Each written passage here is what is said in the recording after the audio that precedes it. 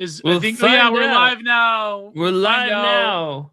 Yeah. Say all the words you want to say, get it out of your system. Yeah. Enjoy yourself. It's Be our later best than you behavior think. now. Are we ever on our best behavior? Probably not, but No. we'll try. We always try. We try and we fail. It's a Yeah. never-ending it's a vicious cycle. Well, like we were saying, like God just hands us a lot of stories that we probably can't speak the whole truth on. But it's just that's the nature of that's the nature of the beast. Yeah, if we're you not can't speak your mind, you can't do what you want to do. You can't even have like a full alt account anymore, because like then you never know, like with some ghastly Palantir-esque technology could just come and dox you right away. Well, I hate to break it to you, but like there's anonymity is truly gone, my friend. Yeah.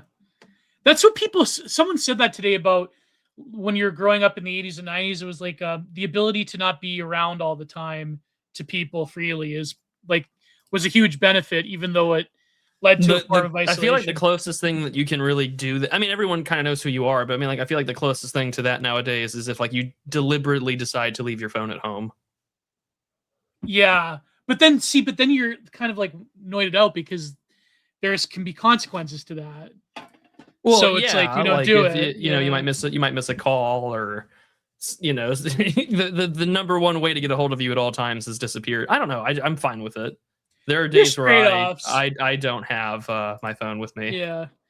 There's like trade-offs in life. Like people that were socially isolated that would just like rot away in a small town, like now they can find greater community, but then of course that leads to a lot of bad things as well, not just good. But then it, for the few savants that can handle it, it led to like a lot of embarrassment of riches in terms of connecting to people with similar interests and finding different rabbit holes. But then also, like, as we've seen with the events in Montreal recently, like I don't want to talk about it, like, it leads to negative consequences as well, very negative. Yeah, not to say, like, I'm not blaming the internet for this mask thing. I'm not. I thought we were not going to talk about this. No, but we're not going to talk about it because it's just as an example. Like, there's many people that I think go crazy at the same time that there's people that find. Okay, you know what's a better thing to talk about that's not like optically screwed, like in the Canadian, as I'm a leave, the British like age verification thing. That's probably a better way to talk about this issue. It's a very difficult line to cross because I mean, obviously, from what I understand, with the online verification, is it passed or is it going to pass? It's going to pass, I think. Okay, well, I mean, Starmer just resigned, so I imagine that either, Andy Durham is going to be the guy to move forward on that or something. I don't know. Yeah, they'll pull like a Carney where it's like they'll take out the bad guy and put in like the slightly more optical guy. Well, it certainly seems that way with him, because I mean, Starmer just lacked, I think, a fundamental popularity. Also, I'm pretty sure after everything that had taken place, there's probably concern over defection for a vote of no confidence. Yeah, and so I think that was probably the move. And it's just like, your supposed successor, the quote unquote king of the North, is going to be the one that is going to replace you, or it seems to be most likely the case. Then that's where the future of the coalition for Labor is going, and that seems to be the case in the wake of the Makerfield by-election. But I mean, like, this is also a difficult thing here in the States too, because on one hand, like, there is a lot of push, and there has been a significant push in red states, which I don't have a problem with this, as long as it's explicitly for one thing and one thing only, where it's just like, we are going to require age verification for porn, which I'm all for, but like that also, a lot of people would argue, well, that's a slippery slope. And it's like, well, yes, I think that the law needs to be really specific. But whereas over in Britain, and I guess haven't they tried to do something similar in your neck of the woods? Yeah, like there's proposals for it. Like there's this one bill, but then they had to like the recent one that passed, Bill C-22, about the backdoors to everything. They had to modify it heavily because all the tech companies were threatening to leave Canada if the full thing passed. So it's like they're still going to spy on you, but they're just going to make sure that tech companies don't leave. So it's like, like, I guess it's slightly better, but not really. It's like a weird. I think Black Horse has talked about this more extensively. I know, but the thing with the age verification laws, like I was arguing about, is that a blanket age verification is not about the thing about protecting children. Obviously, it's really just about an online passport. But also, like what people were saying, it's just digital ID. Yeah, like there was this one piece in and I'm critical of these guys, obviously, but because about the whole in not that I'm like an aficionado of UK politics, but the like JQs, they had this, to give people where it's due, even though I've been critical of them in their sort of like crusade against Rupert Lowe. I mean, I don't know. I guess I get their point about elite politics and how Farage has a brand, but Farage has sort of like fool me once sort of deal too many times. But they had this great article about the age verification thing where they argue about how if, for the vast majority of people, all right, it probably is a bad idea to be on the internet for most people, right, at a young age. But for the actual like people that are smart, people that are isolated, people that can rise above their circumstances intellectually, if they were to have robbed the ability of us to be on the internet, would have been a travesty. And also, you would have just ingrained the existing power structures to begin with, in terms of propaganda, in terms of schools having more psychopolitical control over young children. But then there's this very like boomerish thing where, and you see this with people reviewing, my friend Kino Corner reviewed that film Disclosure Day. Yeah. And I think Jonathan Pajou did as well. Yeah, I watched both of their reviews, and it was really funny to listen to them more or less just say the same things. Like, these are boomer-esque relics of a mindset that's just so inexplicably... Well, I mean, we have, of course, like, outdated, but also, like, we have, 3 generations now of what sort of what AA would call like the boomer truth regime, like what that holds, and it has been like the absolute suicide of the West. And it's just like, no, there's no way in hell that anyone would buy this. But I mean, it's the same thing too, where it's just that like you have to go the point where it's like you have to go to the mainstream media. You can't just upload it to the internet. You have to go to the boomer news media. You have to go to CNN. You have you have to tell the world that God isn't real, because Jim Acosta will tell you, or no, Barry Weiss will tell you now. It's CNN. Yeah, Barry Weiss will be the first person to tell you that your God isn't real, and that the aliens are actually like really really big on Benjamin Netanyahu. I can imagine that. Like I like the Deus Ex craze where he's like, they're just monkeys, man. They don't have any knowledge of an alien civilization because they were bred in cages. So that was like Deus Ex. Such a good time. No, but it's very funny how like Larry Ellison's just like any like news corporation that he's cannibalizing just hands it to Barry Weiss right away.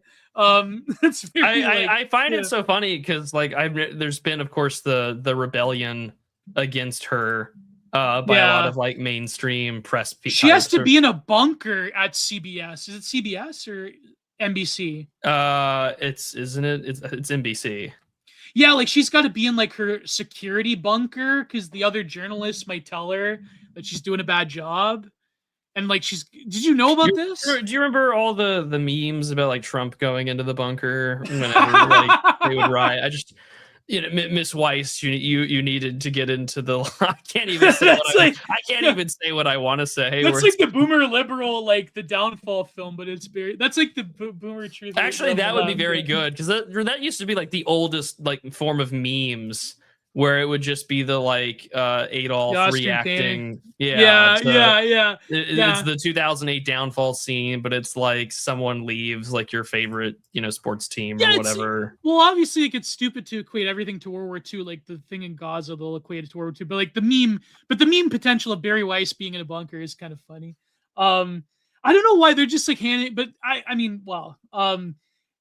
apparently she's not doing a great job, but no, but I was going to say the reason I bring up Disclosure Day is because you would have like an entrenchment. And so I noticed like a lot of older people, they have this thing where they're like, well, the kids have to get off their phones and have to like play with each other in They real gotta life. listen to the and authorities, man. They gotta go outside until the street lights come on, like I did as a kid, man. Yeah, and that's good. It's wholesome. It's Norman Rockwell, but then also the reason they're like hijacking Norman Rockwell world is for the purpose of like, while these kids are becoming like, you know, political extremists on the left and the right, and they're like becoming radicalized, and they're making us uncomfortable. And people like Mark Carney and till recently Keir Starmer, like I said in this thread about the online censorship, is that it's basically to make the people with still a modicum of voting and political power, the boomers and older Gen Xers, to make them comfortable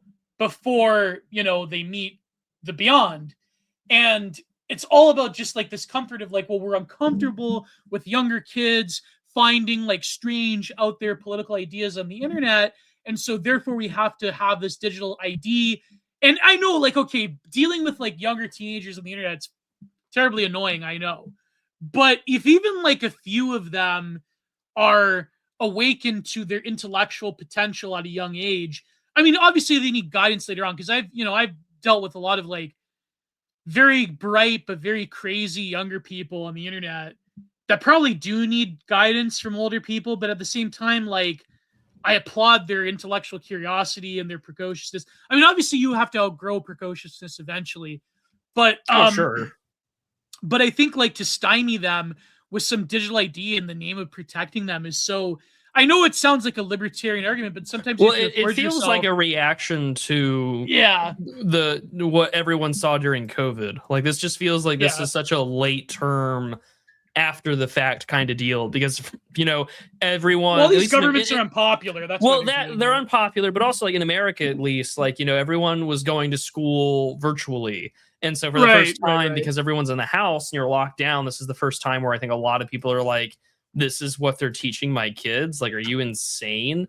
Yeah, exactly. And that sort of stuff I think has played a large role in regards to some of these things being pressed, because it's just like, again, not to say that this is all due to the United States, but like there is a certain, consequence, I think, of now that we live in a world wherein everything can be seen. It's really easy. And of course you see this too, where it's just like, you are not, they told the British government said this as well. Like, you are not supposed to share the video of the Henry Nowak, killing from the police body cam footage. You are not supposed to share the footage of the guy in Ireland getting beheaded. You are not. And it's just absolute insanity. So it's just like, actually, we are going to control. You cannot see with your lying eyes. And even if you did post it on social media, it's going to be even easier for us to track you down and to take care of you. There was one woman that was assaulted by a migrant. They tracked her down for posting about it. Yeah. And they let the guy off. They let the guy off, but they put her in jail for almost 2 years for just posting about being altered by a migrant. And it's and so that's like the bizarro world. But then it was suspicious that all of them at the same time were proposing this, because I think a lot of these governments are like in the Anglosphere and outside of the Anglosphere, in places like Germany and France, they are like historically unpopular, except for Carney. Carney's an exception because of the bifurcation of the Canadian voting bloc among the boomers and everybody else. But even though like you could say like, the reason he got the majority was because of the floor crossing. That's not a controversy. That's not me being like an election denialist or whatever they tried to talk about with Trump. Like, that's just an obvious fact. It's not so like Eddie Kale Lol says, we return to the problem of pedagogy on the fringes. And please see those super chats. This is true. I mean, when you talk, like, a lot of guys on the scene who, and again, there's a great tweet where it's just like, there are a lot of younger guys who are on Twitter right now who were like kids, like maybe in middle school or whatever, when like Trump 1 was happening. So like these events, like Starbard, he was like 15 years old when he got right. So like they're talking about these events like they have no real memory of it, which again, they probably don't, because it's like you and I were in college when all of this stuff was really taking off. And so like, I was in grad school, right? Like, and I was an undergrad, and it was just like, this is where things were at, was that we are fundamentally aware. I was in college when Trump got elected. I was fundamentally like becoming aware of just like how vastly anti-white everything was. and you're just left realizing that, oh, these kids have grown up in that, and their real sort of come to Jesus moment was probably all the lockdowns and not being able to socialize and go outside. And I think I talked about this earlier today in person because someone was asking about me about my time over in West Virginia. But like when I got back from recording with Tim Pool and I ordered a pizza because like there was no way I was gonna pay for another Uber or whatever. I didn't really want to spend any money. And so the guy who like got Tim Pool didn't feed you? No. I mean, he paid for my fucking ticket and everything else. I just went to go. I was back to my hotel room, which someone graciously drove me back and gave me a great book recommendation called Sigmund Freud and the Mystical Jewish Tradition, which I'm definitely going to review one day. But no, so I mean, like, I ordered a drink and I ordered a pizza. I was having a very groiperous meal. He knew about the Kabbalah and everything. Yeah. Oh, absolutely. Oh, yeah, because he said his wife was Jewish. That was the funniest part. But so, anyways, I ordered this thing, and it's a tall white guy, glasses. He looks actually really clean cut. He looks good, and like he looks like he should be, for lack of a better term, like really socially outgoing. Like he had the physiognomy to be like, this is the guy I would expect to like come out of my way and shake my hand and introduce himself. But he is like unable to give me eye contact. He informs me that whatever I ordered, they didn't have, so I could pick a different drink out of this bag of things. And I'm trying to make small talk. I'm usually I can turn on the light switch and be very sociable. What drinks do you have at the skateboard Mount Carmel? What drinks do you have there? A lot of their own coffee and a lot of really luxury waters is what they had. But no, I'm back at my hotel, so this is when I ordered it. And you know, he is just like, it's the spaghetti coming out of the pockets, and like he's no older than like maybe 20, 21 tops. And I'm just thinking to myself, oh, this guy's like most important social formative years have been robbed by COVID. And I'm witnessing in real time what I personally think to believe is the consequences of that. I know someone like that too. Yeah. It's and like it broke my heart, but it also like only radicalized me even more. I'm like, actually, all of my positions are true, and I should double down on them even harder. But did you go on skateboarding on the I did not go skateboarding. I did have to sign a liability release form saying if I do go skateboarding and I get injured, I can't sue Tim Pool for being a retard on a skateboard. That's the only paperwork I had to sign. And then I had to deal with talking about the fucking Chicago Bears. So no, that's what I mean. Like I listened to it, but then I had to like skip through because like they're just talking about the Chicago Bears for 2 hours. It's literally all we fucking talked about. Then we watched clips I would be so pissed. I was. So the lady, like, he's got this was the funniest part is that we're sitting. If he wanted me to talk about hockey for 2 hours, I am down. But like the Chicago I'll talk to Tate and see. Maybe that'll finally get you to come to America and actually make something happen. But anyways, it was so funny because I'm there and I'm sitting there and I'm listening to all the staff and they're arguing about the what's the couple that recently killed their baby? It was that one. Narrow it down. Yeah, I know that doesn't narrow it down, but that's what we covered. That's what we talked about, or that's what they were talking about. And the women were vehemently pro-life. I did find it funny. This is just a weird observation. I found it funny that the one non-white person who works on his staff was like this, like, I think he's like some sort of like half black, half Mexican guy. He was the one who was like, actually, I agree with Keith Woods' take on this issue. And I just laughed so hard. I was like, of course you would. That makes a lot of sense. But so one of the ladies is just like, okay, like he's recording something and he'll step out. You guys will have about 30 minutes to kind of like go over what the stories that you want to talk about. And I'm like, oh, okay, great.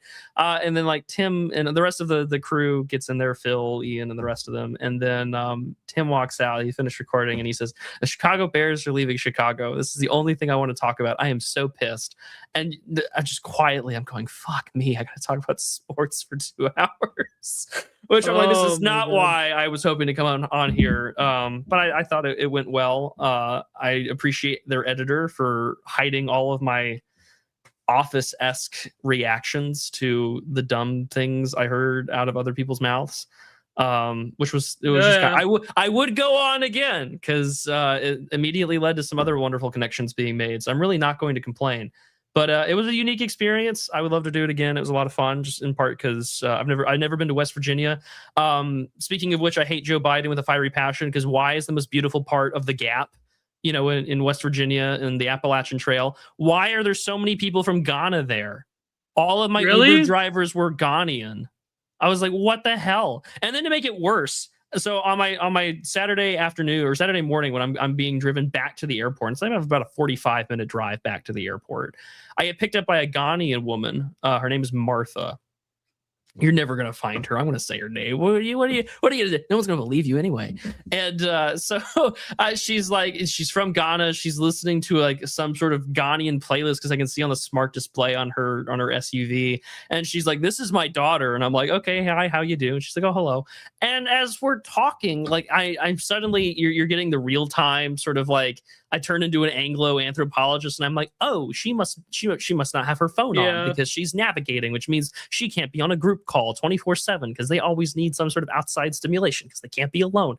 And so her and her daughter are talking. And I wear my wedding ring on my right hand because that's just how it's done in Orthodox weddings. And so I guess she didn't notice or whatever. So then towards like the last 20 minutes of the trip, she's trying to like pawn her daughter off to me. And I'm like, no. I'm married. I'm a married man. No. And she's like, are you sure? And I'm like, I'm very sure. Like, no, I am not interested at all whatsoever. Thank you for getting me to the airport. Goodbye. She's like, well, you could always just give me a review. And I'm like, I will. Leave me alone.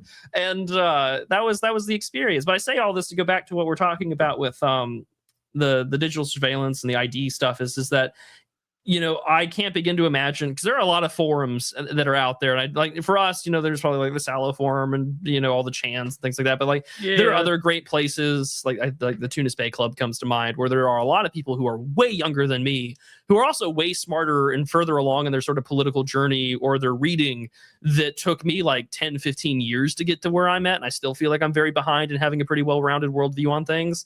And so it's just like to shut all that down is an incredibly disastrous thing. Because I mean, they already had this, like JQ's already had said that like their government forced their subscribed viewers to verify their ID in the British Isles to go read their article criticizing the Starmer government. Like it's absolute insanity. And we do know whatever usually happens in Britain will carry over to the rest of the Anglosphere. And eventually some form of it will hit the United States. I can only imagine when. For different reasons, but for different reasons, probably like in the name of stopping hate or anti-Semitism, like who knows. I did laugh that the ADL came out saying there are certain slop words that are considered harmful. That was like a weird or that academic that had the certified Baudrillard moment, you know. Which academic? There was some academic that did Annie Slatz is posted about this academic that did this paper on online memes. The memes. one with all the fake memes. They had to censor it. They had to make it more palatable. The simulacra of the memes that we all share on Twitter. God, those were so good. They had to make it more friendly. The fake soy jack with the beard saying like, I understand that he like did that to your daughter. One? It was so good. It was so good. I want to start using those memes. I know, but like I understand like the one meme they had to censor, obviously, but like. Why that one though? It was just you know what they did? They edited out the scraggly facial hair. That's all they did on the meme. It's stupid. It's like why they had apart from the text, they had to edit out the text to not say the expletives, but they just the actual face of this meme. They just edited out the scraggly facial hair. How is that censoring? Like, is there some kind of like hate with the facial hair? Like it's stupid.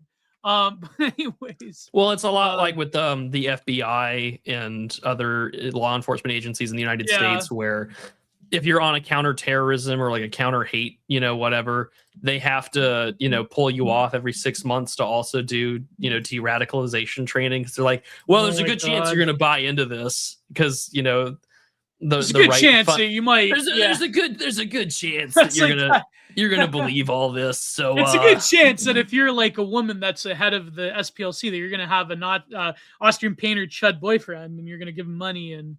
See, look, man, it's just true. You know, there's chud BF anti-racist. It's literally that meme that one female like webcomic artist she drew. She's like every third hetero couple, and it's like, did everyone see that Salon article I sent? And then her boyfriend's like got the most racist man alive t-shirt, which I did buy.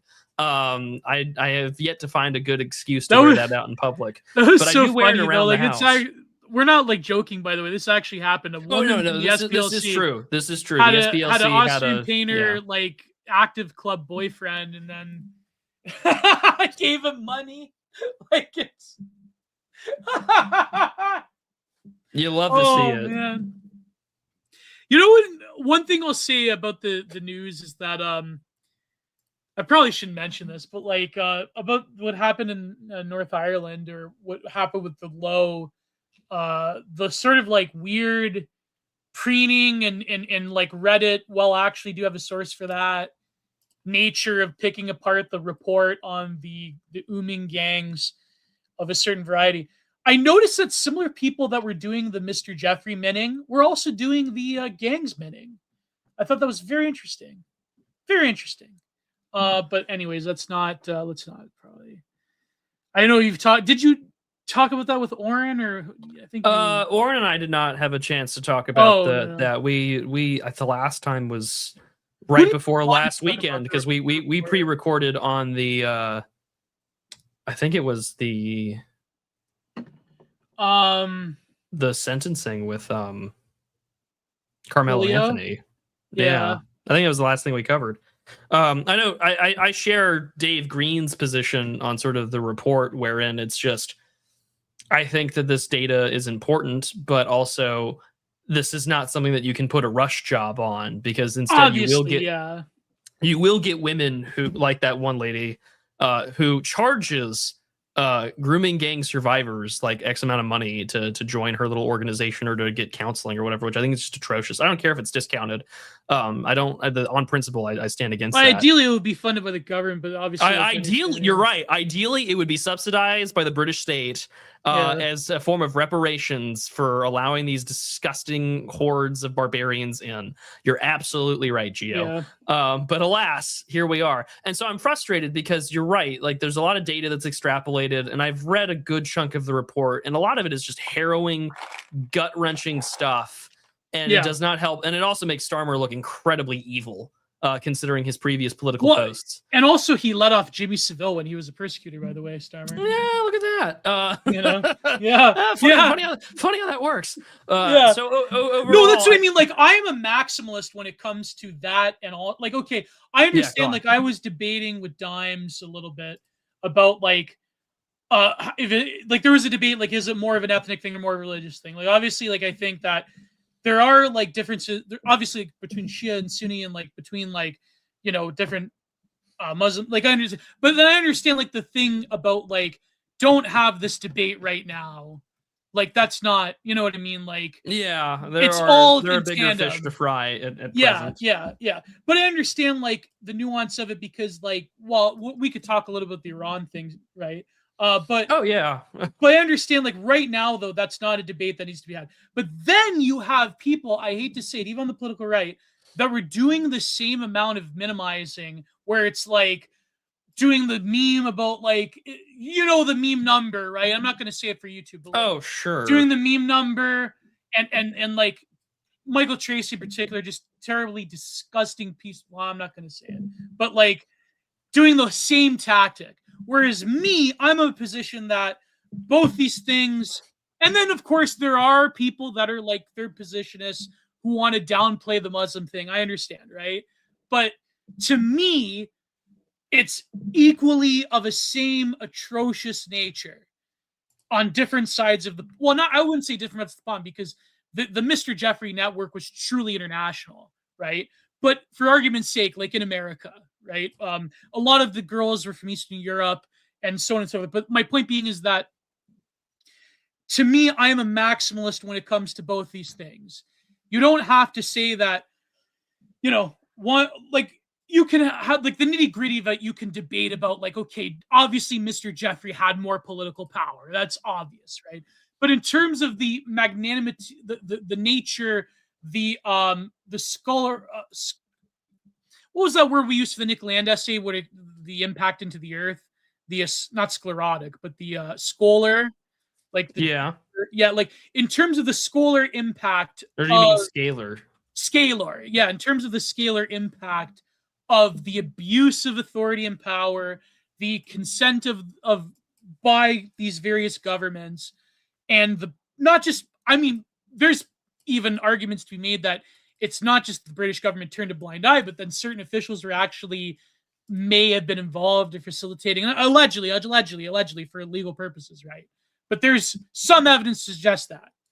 The point being is that both of them, I think, should be given serious consideration, and you don't have to be like, one is a distraction, one is like the real McCoy. Then there were people that were just like, I mentioned Michael Tracy, and then certain other influencers, they were just like minimizing both of them, either Mr. Jeffrey or the gangs in the UK. And I think, to me, that's just morally abhorrent. To me, that's, you may say I'm like moral left slurring, whatever, but like, to me, that's just, I can't, you know what I mean? That's, yeah, like I think there's a difference between, you know, yeah. Like there's a lot of things that can be said about the report, and I think that a lot of the criticisms are completely valid. I think in a lot of ways, like you do not, I don't think you should ever really rush something that's going to, you know, if you're going to try and make it the definitive word, you know, you spend they day open in and themselves day out. up for criticism. Yeah, right. But also, it's going to decrease the seriousness of your claim, your position, etc. Which is really what we don't want to see happen. And so overall, yeah, like I think you and I had said this earlier. It's just like there's a lot of issues that you can take with the report, but I don't think you should ever be downplaying. Yeah. To be, I think, very visceral. You should not be downplaying the rape of Britain. You shouldn't be downplaying anything like that. Certain people, even like our direct competition on the show, like certain people were being so brash and irreverent and stupid and irony poison about it. Like you could say, like, listen, it was doing a disservice by not correlating data correctly, and a lot of the stuff was basically a compilation of what we already knew. Like, for example, that one story about that one gang leader in 2004 with the young girl that, you know, blew up her mother's council flat and stuff like that. Like, we knew about all this stuff, right?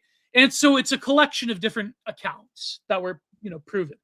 But then, like, to go out of your way and to like pick it apart and minimize it and say that none of this is real, and to say stuff like, actually, maybe they were the victims and these were all just a bunch of like women of the night. And it's like the same tactic they used with Mr. Jeffrey. And it's the same like stupid irony poison statement. It's just, some people just need to get a grip, you know what I mean? Or maybe they don't. Maybe they're just people like Hanania. They're just evil. And so they say stupid things and they victim blame and they go out of their way to provoke people. And if that's what you want to do, then that's fine. I'm sorry, Prit. I'm sorry. It's been a while since I've done a live stream, but it's just, I've seen people, like, I understand the criticisms, but then I've seen people, like, they go the extra mile to just piss people off and say it's not real. And it's not, and it's like, well, you're the one that's doing this moral panic, and it's, you know, you're right, Sweet Nectar. I'm giving them too much credit if they're irony point. You're right. Some of these people are just genuine. Sorry, go ahead, Prude. I cut you off. I'm sorry. Well, all I was to really add there is that I think at some point in time, I've had a lot on my mind for the past 2 weeks. Put it that way. I can tell. Yeah. I've had other outlets, to say the least. I had the OGC conference earlier last weekend, which was just wonderful. I certainly, or 2 weekends ago, I guess at this point, I certainly enjoyed that. That was a lot of fun. Like, the thing is, you can, same with Mr. Jeffrey. Like, if you want to bracket the more insane speculations of, like, you know, of a long, I think you should, because you can't allow wild, baseless claims to become the dominant factor in any discussion over, you know what I mean by the long pig thing, right? Yes. Cannibalism. Yeah. So, like, but as an intelligence blackmail like, I think Whitney Webb does really, like, Ryan Dawson and Whitney Webb that have been on this beat, like, as an intelligence operation, as exploitation, and even if they were, quote unquote, like we've said this on the show, like if they were, quote unquote, all legal, it's still, you know, trafficking. It's still an incredibly abominable crime. You know what I mean? Like, I understand wanting to bracket the more sensational things, but in this case with the UK gangs, it's like there's, you know what I mean? Like, we've known about this for years, where their own government has to admit that it's happening. And so it's not a wild conspiracy. Same with the Dutroux case. It's not like, it's real. It's not like Oh, sorry, Prude. Go ahead. Yeah. I am going to agree that you shouldn't try your best to sensationalize, Right. or go towards the wild end of things, because it's just at the end of the day you're doing way more harm than good, and I think that's really the crux of a lot of our potential criticisms, or whatever you want to describe for where we're at politically. And it's just there was a really great conversation that's been going on in the backdrop of all of this, is that we're kind of hooked on these cycles of what you could easily compare to like psychological torture. Like we have dread. Well, it's hopelessness. It's the triple D, torture method. It's FUD, fear. No. Debility, dependency, and dread. The whole Jolly West kind of stuff. Yeah. And so but I mean, because now you live in a hyper-commodified, gamified discourse machine, which is not discursive at all. It's brand management. Discourse died, I want to say, about 4 or 5 years ago. Probably during earlier. Clownvid. Yeah, probably during the coof. And anyways, you are now a part of a monetized, DDD cycle. Debility, dependency, and dread. You are dependent on information on all times, because you never know what the next talking point is going to be. You are debilitated because you have no idea if you're going to stay up all night following or monitoring the situation, and you're going to be debilitating yourself by restricting your ability to process other information, because there's only one type of way to do it. And then of course there's dread on the FOMO of not getting the right meme, not getting the right hit, not getting amplified and agreed with by bigger names and networks. And I experienced this as well, like Twitter hates. But I mean, this is just part. This is stuff that you can read about, and it's been around in UCLA and other places. Dimes and not Dimes, Capitalissimo and Sandbatch have been talking about this on Library of Mass Destruction for like 2 years. And there's a reason why Wending Painting follows them and considers it the definitive commentary edition of her writings. But I say all this in part. Wait, Wending Painting follows Library of Mass Destruction? Yeah. Really? Yeah. Have they secured the coveted interview? I don't know if they have or not. I hope they do one day. Yeah. But anyways, I say all this because like everything now is sort of brand. Oh, by the way, can I tag along tomorrow? No. Come on, man. No. You are not the author of the book. No. No, I'm gonna stream snipe then. I don't give a That's shit. Fine. You can do that. I don't care. You can be an asshole. In the chat. You can be an asshole. That's fine. No, come on. It's fun. No. You want to keep it. You want to keep the two streams separate. Like, I do for my own fucking psycho security. I do, because the last time the Dimes and I and you were all on the same stream, this show was like on hiatus for 6 months. It won't happen again. You're not going to bring up interracial porn and Kanye West again? No, I'm not. But I feel like I have to defend women if you're going to read this book. I have a lot of nice things to say. Okay. Oh my god. No. Me and Dimes are never gonna do anything together. And while you know what? While we're at it, October 24th, Chicago. Do you even read live? You heard it here first. I wonder if a certain person's gonna crash the stage. Are you gonna finally come to the United States? No, I was say hi in person. I was referring to some. No, never mind. Yeah, that's what I thought. Okay. It's just drama. I doubt that he would. I doubt that he would. I know who you're referring to. I doubt that he would. That would be funny if that were the case. But anyways, so go back on topic. Fuck. I can't even say it's been a nice 2 weeks, chat hasn't. It's been a lovely vacation. I had a grand old time. How about you? Oh, lucky you. Yeah, fuck you. God. Fuck your mother. Let's just throw this out Italian style. Let's go. I'm going to break this spaghetti the wrong way in front of you. How's that sound? Oh my god. I'm going to go to a Brazilian steakhouse and order it well done. How does that sound? I was that kid in school. You were that guy? Yeah. Oh, you bastard. Look, he was like the kid trying to get a seat at the lunch table. I remember one time this one kid in my class, he was like the delinquent. I remember his name. I was talking about ordering a steak well done. I wasn't talking about like the kid getting at the seat of the table. This was not. I didn't expect this to turn into another trauma dump. I remember one time I remember one time this kid Richard. He was kind of my friend, but he was like kind of like a delinquent. And he put. I didn't know that he put the sign on me that said Giant Jello. And I was like, what are you guys doing? You know? And then I thought that they were staring for some reason. I thought they were staring at my ass crack, or my pants was like not all the way up. I'm like, guys, stop staring at my ass crack. What are you laughing at? And they were laughing at the Giant Jello sign.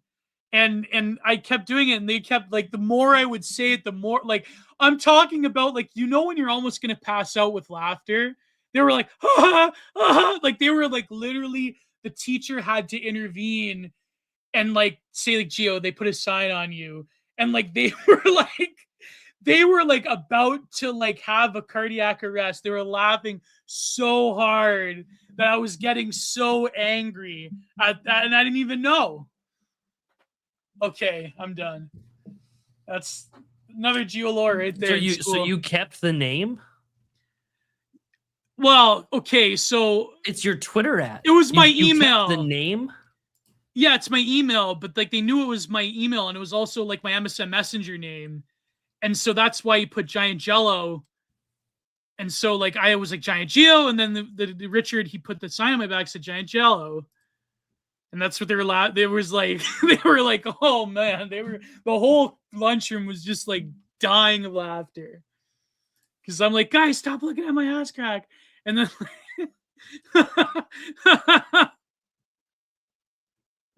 you guys better see some super chats. This was in middle school, just to confirm. This was in grade 5. Great. You already had your email in grade 5?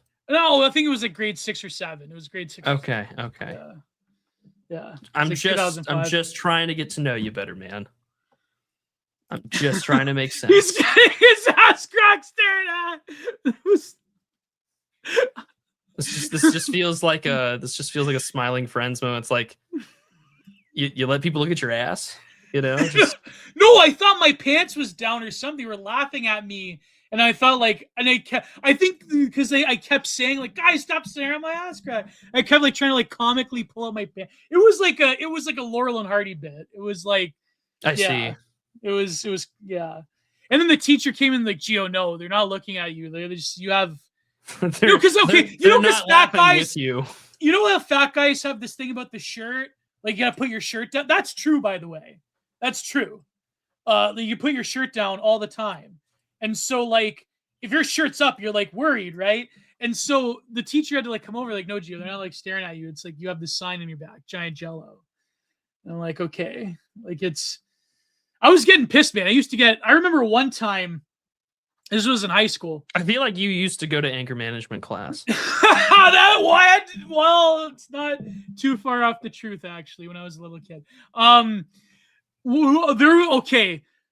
We had this computer, we had this cinema class where we like edited, like we had a computer lab in the classroom and we made little movies. It was a film class. And this was in high school. This was at the end of the year. And our teacher, he was like this big Star Trek nerd. But he let us play. I'm not joking, by the way. I'm not joking. He let us play. He let us play the original Counter-Strike on a LAN party in the computer lab, the whole class. Okay. So it was a weird thing because I was never that good at video games. But I started like owning people on original Counter-Strike. And then what happened was this guy in the class, his name was Johnny. He got people to like change their names to troll me, like their Counter-Strike handle names. Like, you know, Gio is this, Gio is that, blah, blah, blah. Giant Jello, I think, came up. And I was like yelling. I'm like, guys, stop doing it. I'm like getting angry here. Right. Like, and I just like, I started like, because I like when I would like be playing video games, I was loud, right? And I remember like his name was Mr. Mazer, my teacher. Mr. Mazer came in. He's like, Gio, I can hear you all the way down the hallway. Shut up. And it's like, I'm like, no, but they're trolling me in Counter-Strike because I'm owning them. And I tried to explain him, like, I'm winning, and like these guys are changing their name to be like, Geo is this, Geo is that. And like I was like getting heated. I was having a heated gamer moment. And Mazer was just like, Geo, I could hear you, like literally down the hall. Stop. Like, their name changing. Yeah. Oh, it was fun time. Oh my God. You get 2 stories for the price of 1. You'd get 2 Geolords. And you did this without even paying for it, chat. Well done. Oh, you better pay up. That's just... Oh my God. Ring the bell. Ring the bell, Geo. Like it. Ring the bell, Geo. Oh. You better not take the op, Geo. Least fireable gamer moment. Yeah. No, it was true, man. I was getting I had a lot of heated moments in class. I had a lot of heated moments in school. But it was kind of funny because, I was the fat kid, so it was funny. Top 10 Geo gamer rage moments. Number 7.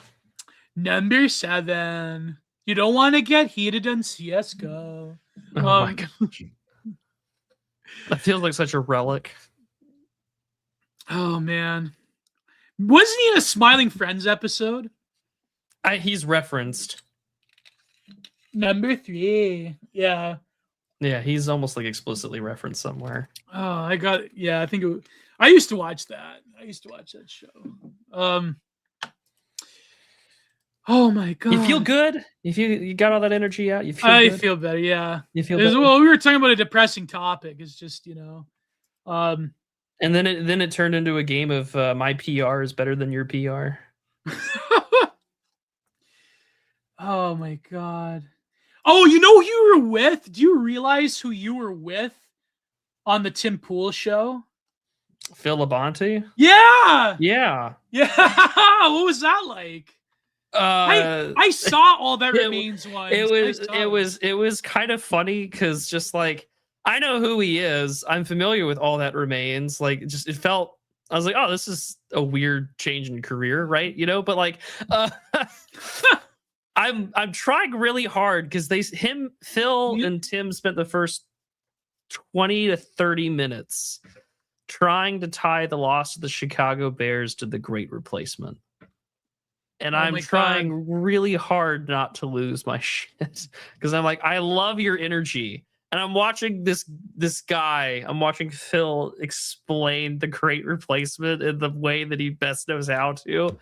And I'm like, but this is about tax breaks. He's like a millennial Ted Nugent. Yeah, but I'm like, this is about tax breaks. This is about corporate welfare. And this, honestly, the deal that Hammond, Indiana gave to the Chicago Bears is literally unfucking precedented in terms of what was done. And so, but how can you move like a team out of a major sports hub like Chicago? Because Chicago voted to pass a resolution for something else. It failed, and they've been trying for years, and they left. Oh, that's kind of like intimately familiar with the Chicago story real fucking quick, whether I wanted to or not. That's exactly like the Arizona Coyotes. They just didn't want to pass a bill to build another arena. Well, I mean, because it's really contentious stuff. Yeah. Stadium financing. Like it's not like this is something that's easy to do or take care of. Like, because it does usually come at great expense to the taxpayer. Yeah.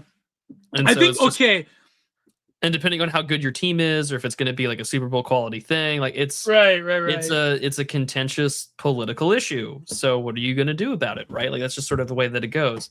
And I think the Mormon, it's the city of Chicago. It's like one of the most corrupt political cities in America. Like, come on here. I feel like I'm going crazy here. Yeah, true.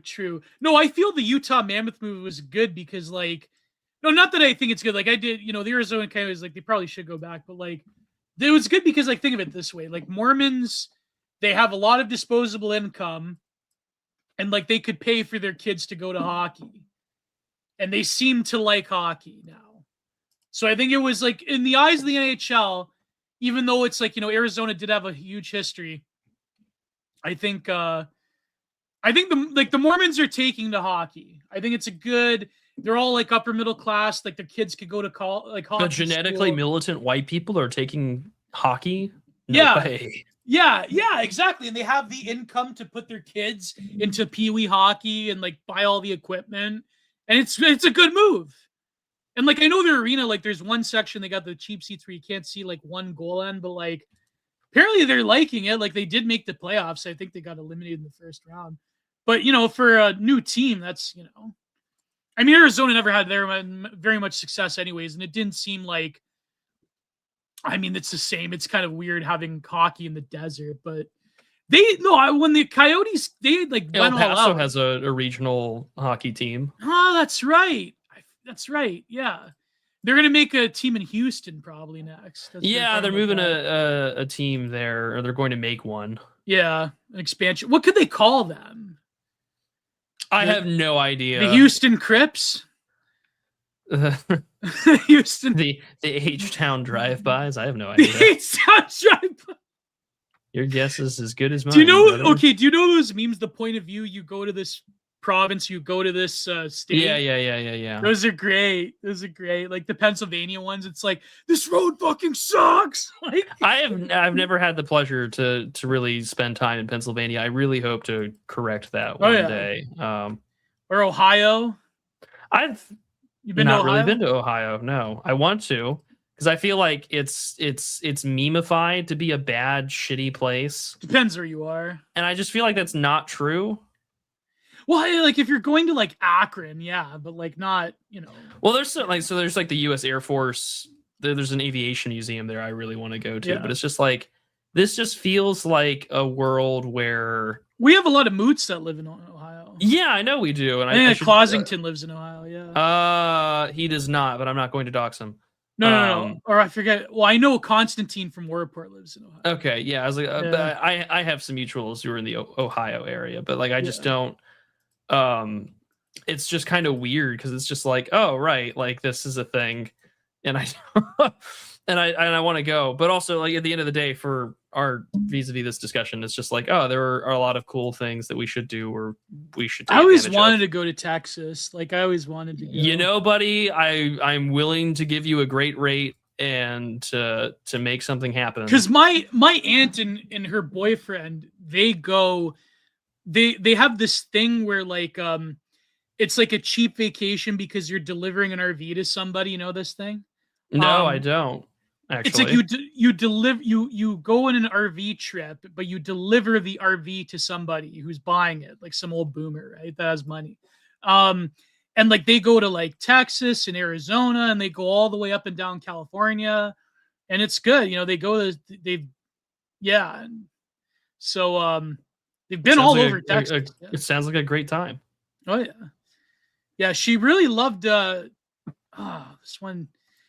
I think they went to like Austin and El Paso and all over. That's a Arizona. long drive. Were they It's a very long drive in El Paso? Like, I mean, yeah. Okay, because like that's a really long drive.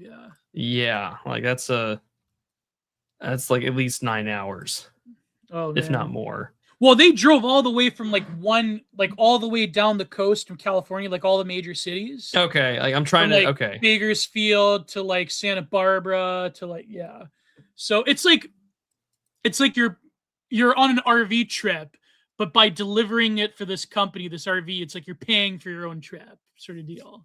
Yeah. Well, that sounds pretty neat. I always wanted to go to Texas one day.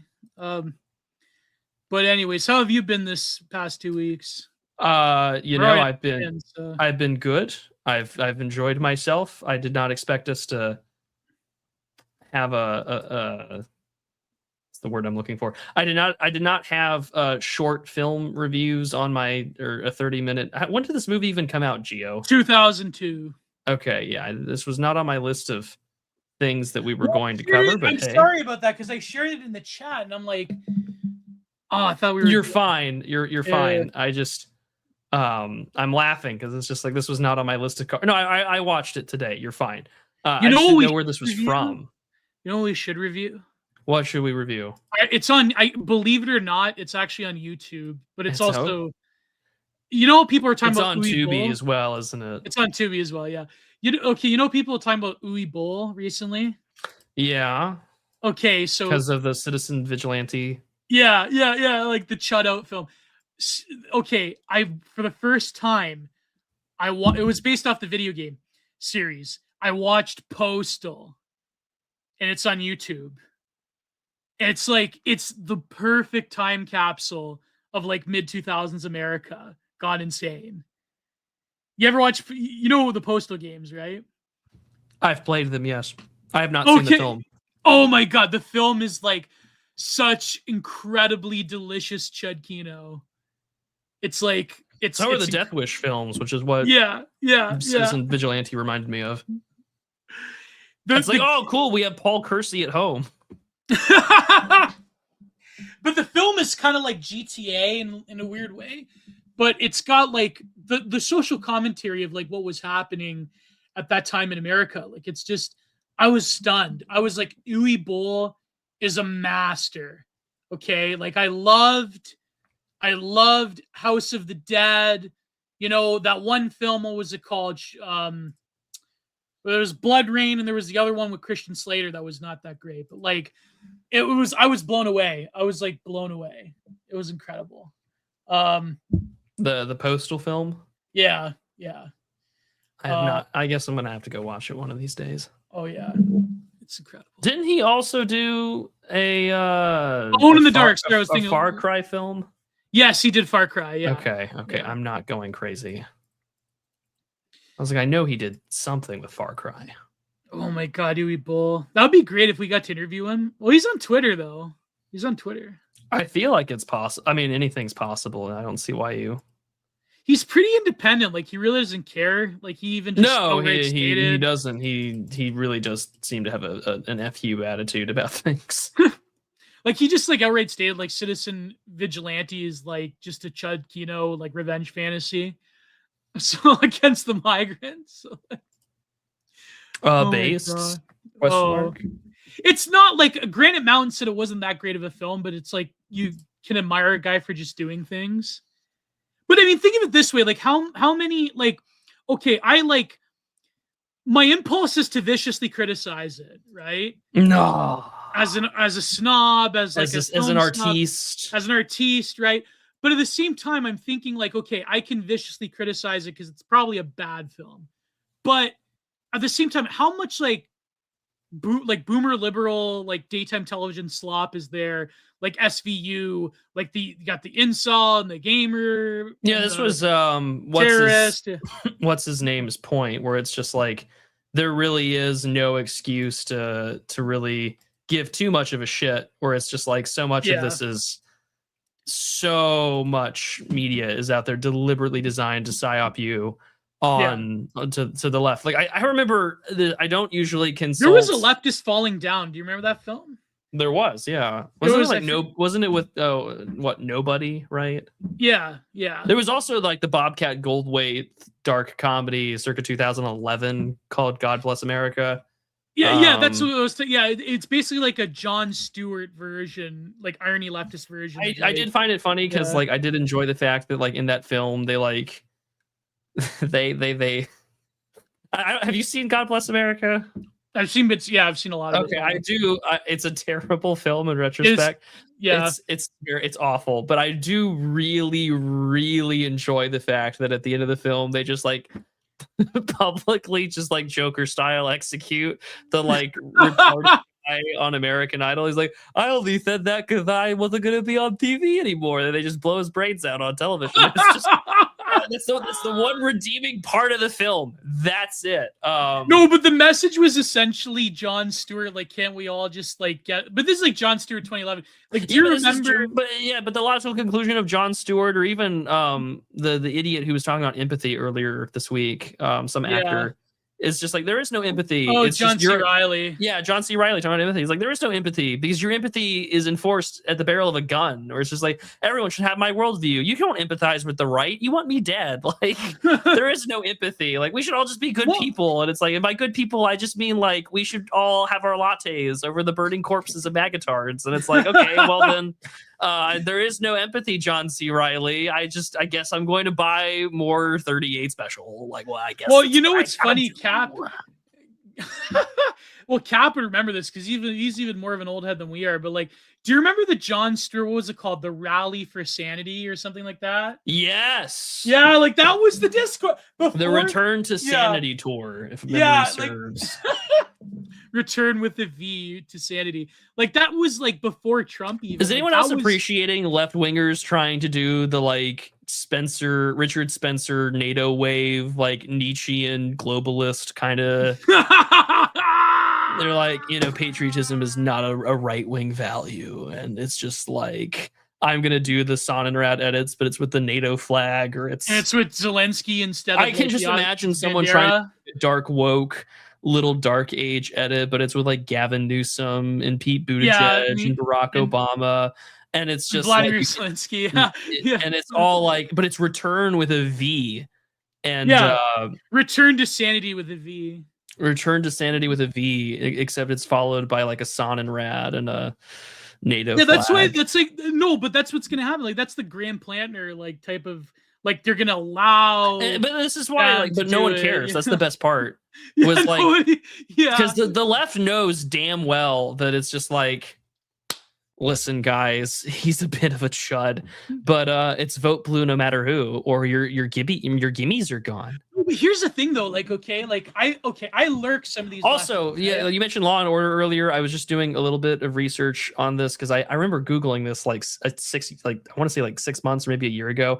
According to this is just baseline Law and Order. This is not including SVU. This is not including all the other gajillion spin-offs in the greater Law and Order cinematic universe. Just the original run of Law and Order. In the 90s?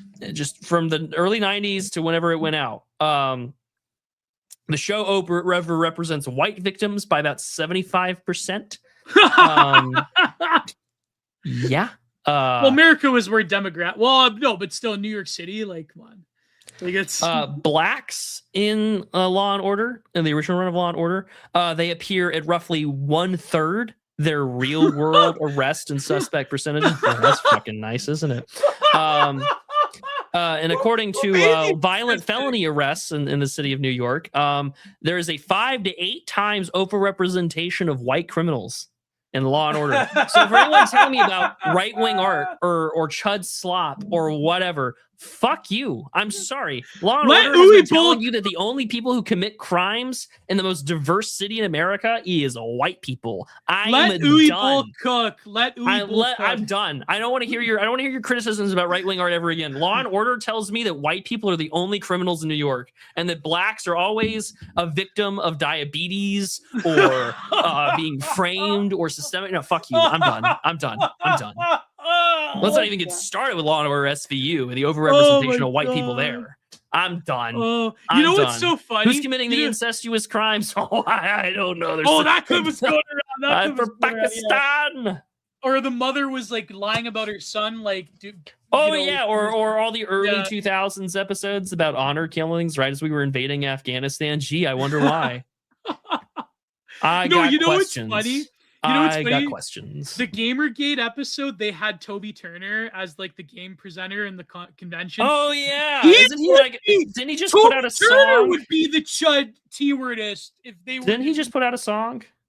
Yeah, like he's chudding out. Yeah, where he's just like, go get the hell out of here. Go back to where you came from. That's what I mean. Like this is the Diamond Hands guy, right? Yeah, I'm not chat. I swear, I'm not Unk. I know who Toby Turner is. You know, I used to watch Toby Turner. I used to watch his Happy I feel like Wheels we could videos. interview him. We could.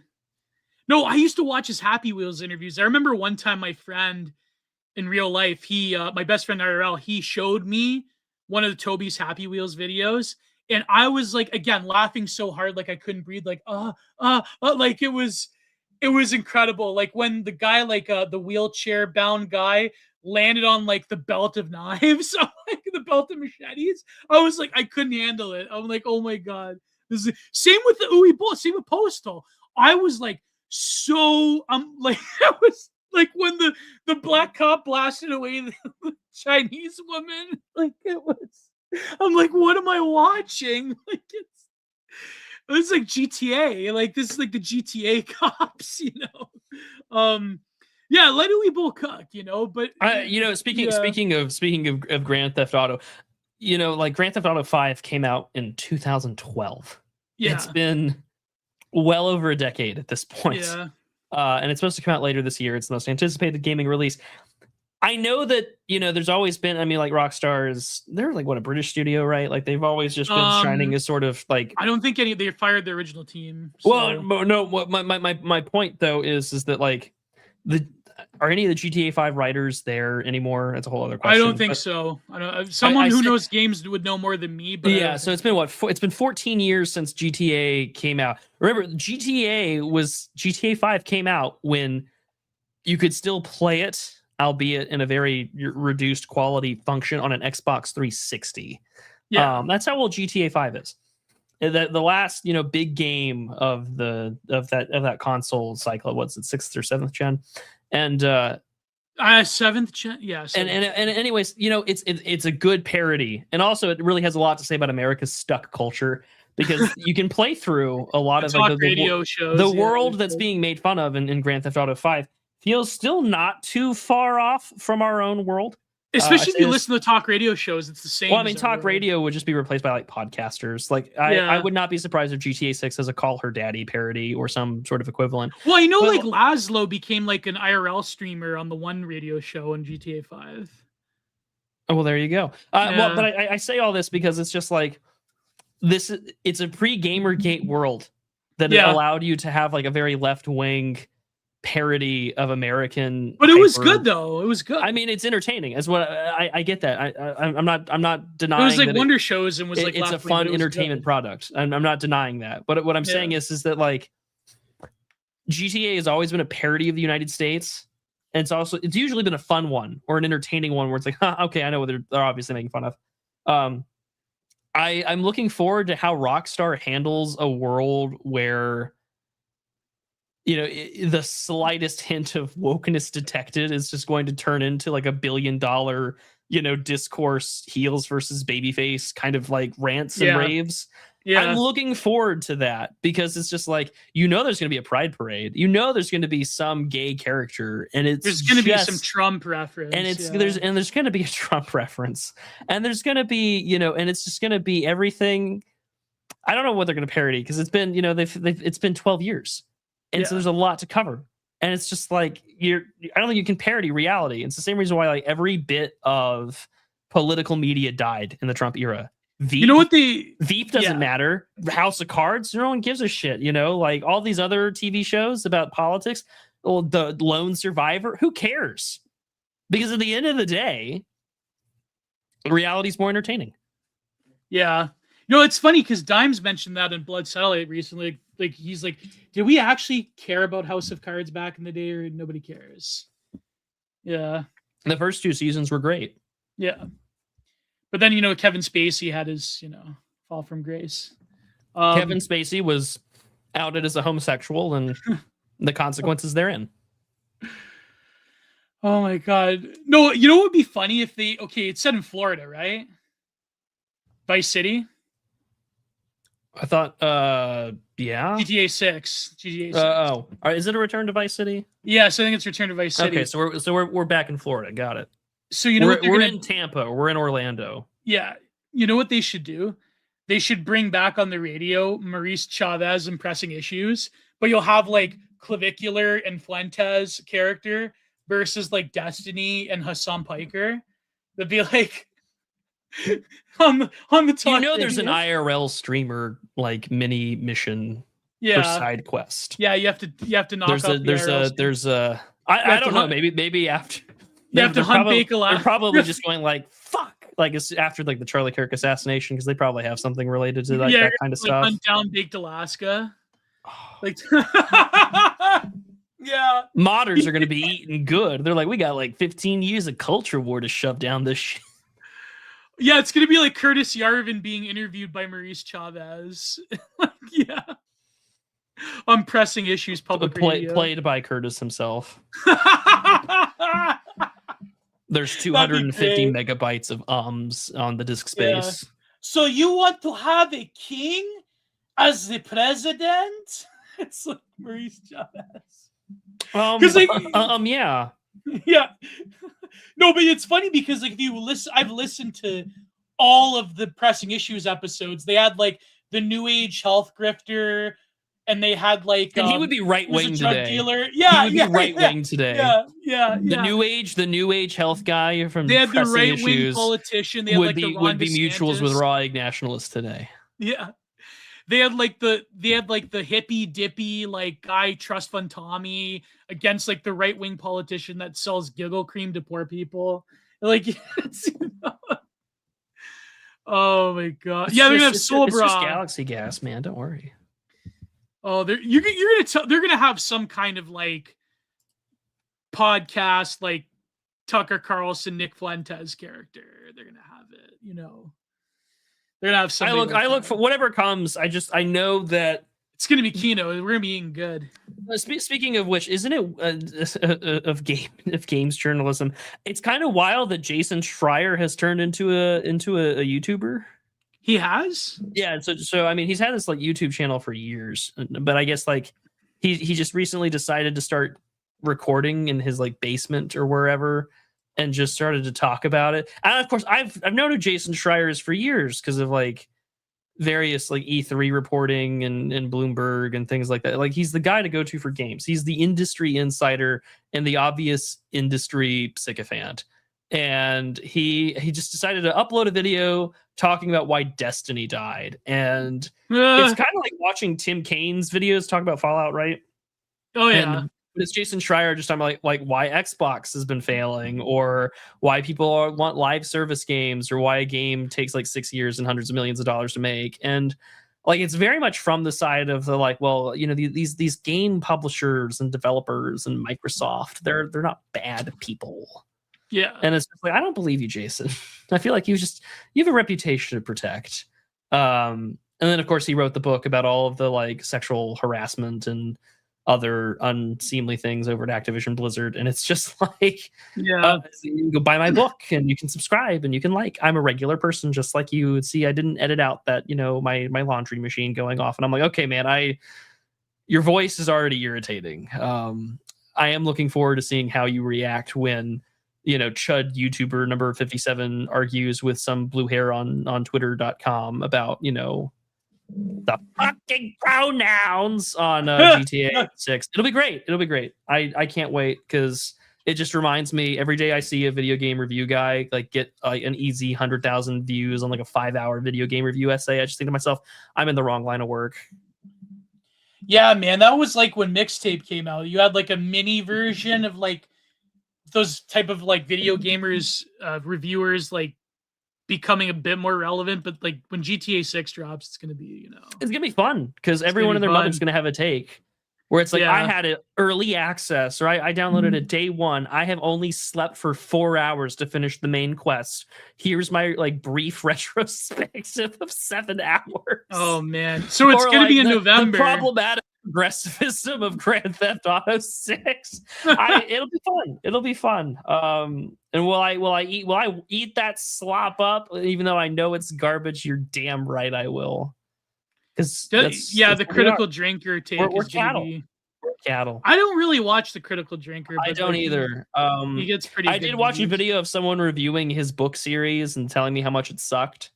That was enjoyable. What's that? Popular YouTuber is not a good writer? Say it ain't so. Oh my god! That's why we talk. Funny? That's why we talk for a living, because we don't write so good. You know what's funny is that Market, like I never got into the Markiplier thing, but he's actually a pretty good filmmaker. Like I didn't watch. Did you watch the Iron Lung video? No, but I watched Edge of Sleep. I watched all 6 episodes. It was pretty good. Like I felt like they're setting up for another season, but it was pretty good. Like, it wasn't as good as Day 5. It was basically a ripoff of Day 5, but it was like much more dreamlike and introspective than Day 5. But I admit he's a pretty good actor. Like, he's got the voice, he's got the presence. If he's playing a serious character, just what did Markiplier used to do on YouTube? Like, was he just like one of these Casey Neistat type of like lifestyle? Like, what was he doing on YouTube? Who, Markiplier? Yeah, like I totally missed. He was a Let's Player. He was a Let's Player? Yeah. Okay. So he comes from that like gen of when I was very in high early school, YouTube celebrity. Yeah, like when I was in high school, I used to like watch some of these Let's Players. Like, I actually used to watch Only Use Me Blade. I thought they were entertaining when he used to like just play Call of Duty. You know, not like the alcohol streams or whatever, but like it was all right. Yeah, I used to watch a lot of Call of Duty. It's coming from that crowd of people who are, they've been on YouTube for a long time. They have a little bit of money from their, sort of niche online mega celebritydom. And it's just like, well, they've got the means to make stuff, I don't like Jacksepticeye for a variety of reasons, but like, really, he's like, I'm working with Sony to do an animated Bloodborne film, and I'm like, this is either going to be really good or it's going to be the most disappointing thing to come out of Bloodborne, since Bloodborne is not ever going to come to fucking PC. Although that's not true, you can't emulate it now, which is great. But I say all this because it's just like this is kind of what spurred our discussion to review, in order to not be here. Which is the backroom spurred our discussion. The backroom spurred this on, which of course came from another YouTuber who got big during the COVID era and took a 4chan meme and made it big. And of course, you have the guy from Obsession, who's been a popular YouTuber. Kino Corners also talked about this, where it's like the question of content being made, and even some mutuals of ours were just like, if it were not for these YouTubers, we would have no new intellectual property for like the last they're like 15 years. They're doing a live action Magic School Bus. That's like total like shameless millennial nostalgia bait. I mean, like, but this is the thing. Is like a good chunk of millennials don't have kids. Yeah, they are happy to spend their money on their childhood. This is why Disney has banked so much money since like 2016 on remaking every VHS Disney classic from Snow White to The Lion King. And because it's like, you're a millennial, you remember your childhood, you want to feel good in the midst of this, like, if you're a leftist, the way that you would frame this is like, you want a little bit of Soma in your late stage capitalist hellhole because you can't afford a house and your tuition keeps rising in prices and you'll never pay it back. Or it's like, hey, you'll never buy a house. You'll never buy a house, but you can see what you can see Emma Watson get ravaged by at the fucking Minotaur building. I couldn't even. I can't finish that sentence. But or it's like, hey, you remember all those VHSs you grew up with, right? It's just like, you got a little Tiger Euro and I can go watch it in live action CGI rendering where it's nowhere near as good as the original. Elizabeth Banks is going to play Miss Frizzle, by the way. Oh no, she kind of looks like Miss Frizzle a little bit. Why are they making no? How Elizabeth Banks is like what, 45? How old is she? Yeah, something like that. Elizabeth Banks' age. She's 52 years old. No. If you're gonna, I cannot. No, I don't even want to go down this line of thought. I'm gonna be Geo for a few seconds here and say, if you're gonna do a live action Miss Frizzle and you want like millennial nostalgia, you need someone who's like 36 to 38. Yeah, like you need mom material, not 52 years old Gen X. Who would look? No, Jessica Chastain. There you go. No. She's also she's old as shit. How old is Jessica Chastain? She's like 50. She's 49. She's actually younger than Elizabeth Banks. She just looks like shit. No, who could play like Lawrence Pugh? What's her name? Pugh? Yeah. What's her name? Pugh. Florence Pugh, yeah. How old is she? Born in 1996. She's my age. Yeah, that's fine. There you go. She's 30. I turned 31 this year. What about Christina Hendricks? She's like in her 40s. She's a little older, but my God, Joan. Joni. Yeah. Sterling Cooper, Draper Price, call me. I've got ads. You can put out a lot of ad space on that chest, if you know what I'm saying, chat. I don't think I've ever watched an Elizabeth Banks movie. What movies has Elizabeth Banks been in?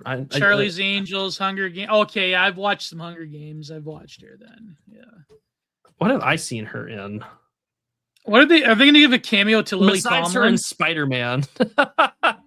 Oh, I wonder who they're going to get to play like the guy with the telescope, and what's the guy's name in Miss Frizzle? You mean the kid who is like, please let this be a normal field trip today? No. Like the guy, he had like the lizard in the observatory. She's the one with the lizard. Oh, I'm thinking of like the guy they would have the cutscenes with in the observatory.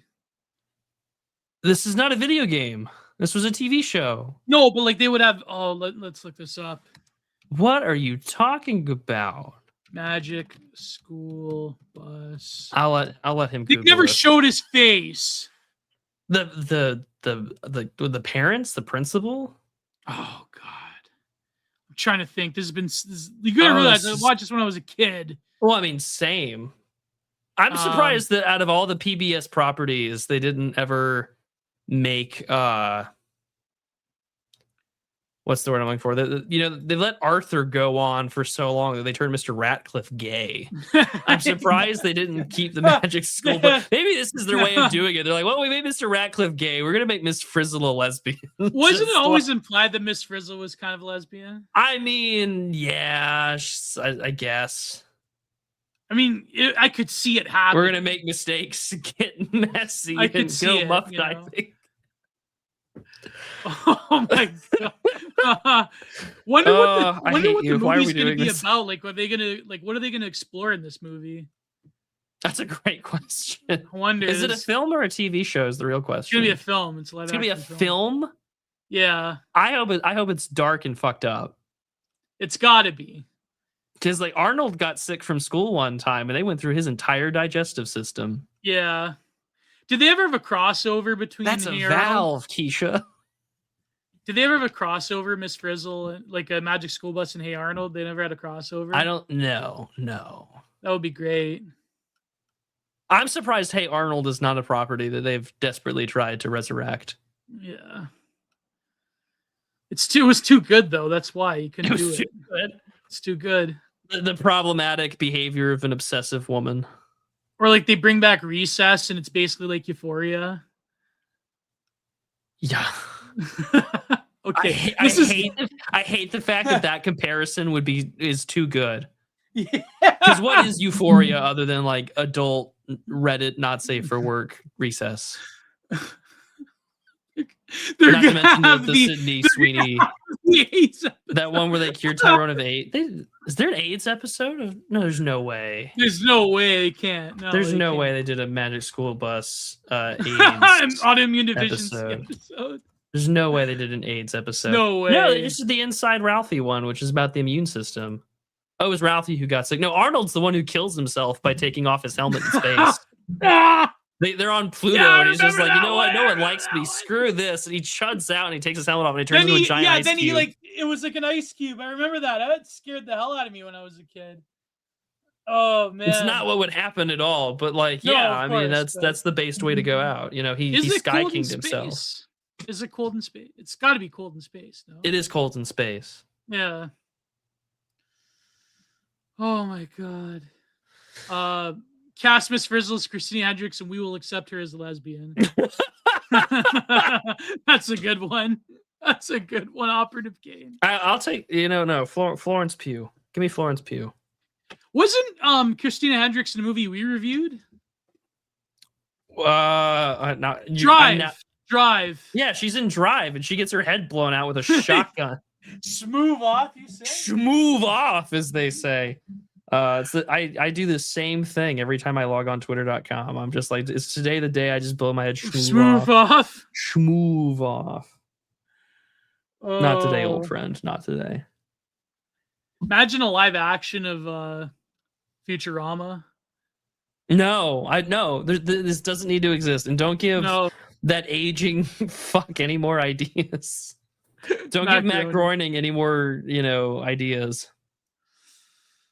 Anyways, we've talked enough about Slop. Let's move to Kino now. Let's from the producers of Slop, the podcast. Now comes Slop, the review. It's a good time when Gio doesn't know how to do internet piracy, so he sends me a link to a sketchy Russian website to go watch. No, a lot of people use it. Yeah, a lot of people. Use a .ru domain. Yeah, it's Russian.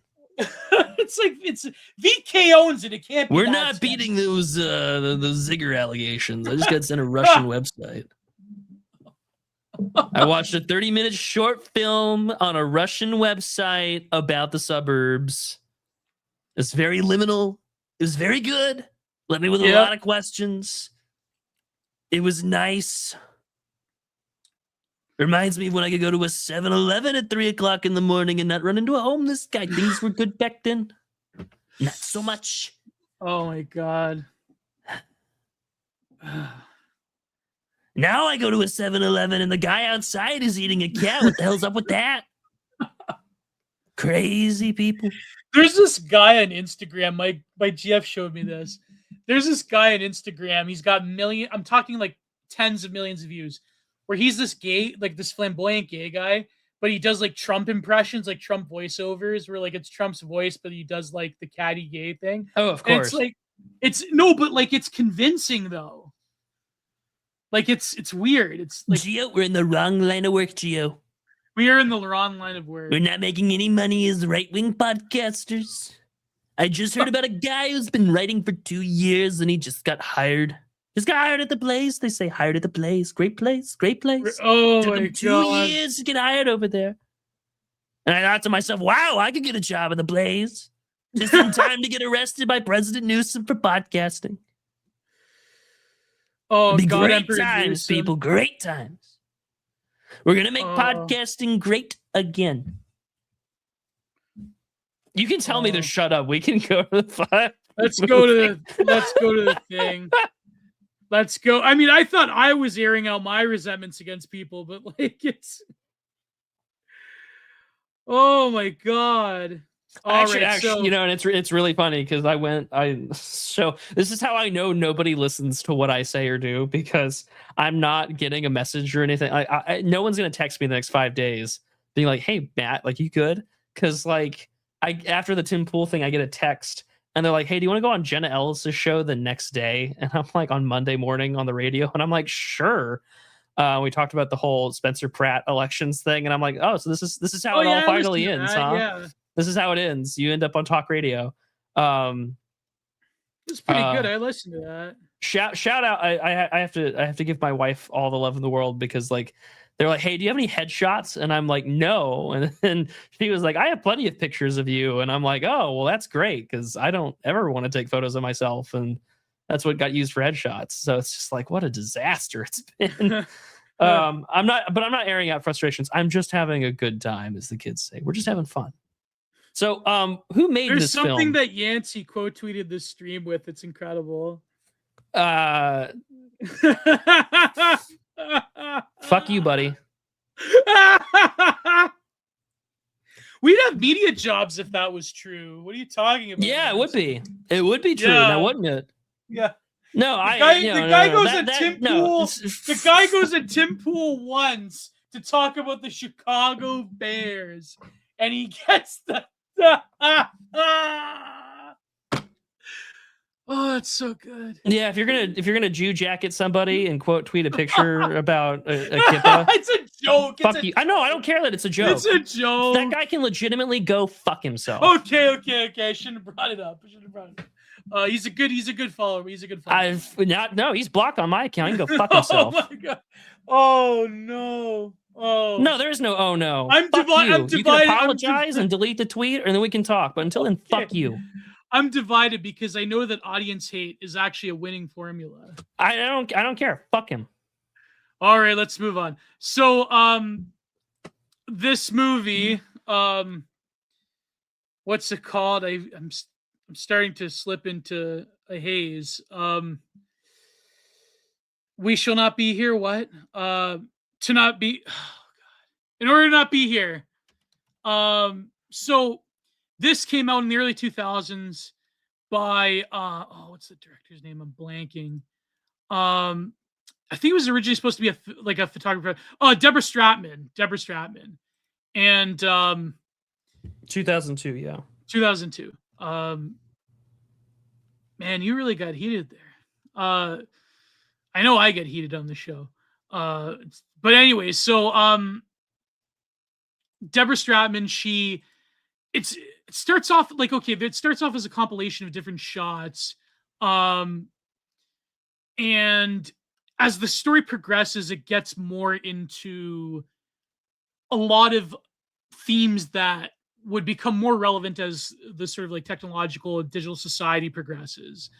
CCTVs, aerial footage of police helicopters.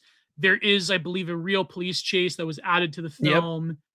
And it really is sort of like that early 2000s pre-digital society, like directly pre-digital society, anticipating the digital society that still has it's billed as a horror film, but, I think in light of a lot of intellectual properties that have come out recently, like the Backrooms film and the whole like lore behind like liminal spaces, it doesn't really come off as so much a horror film as it did back in the day, but rather a prediction.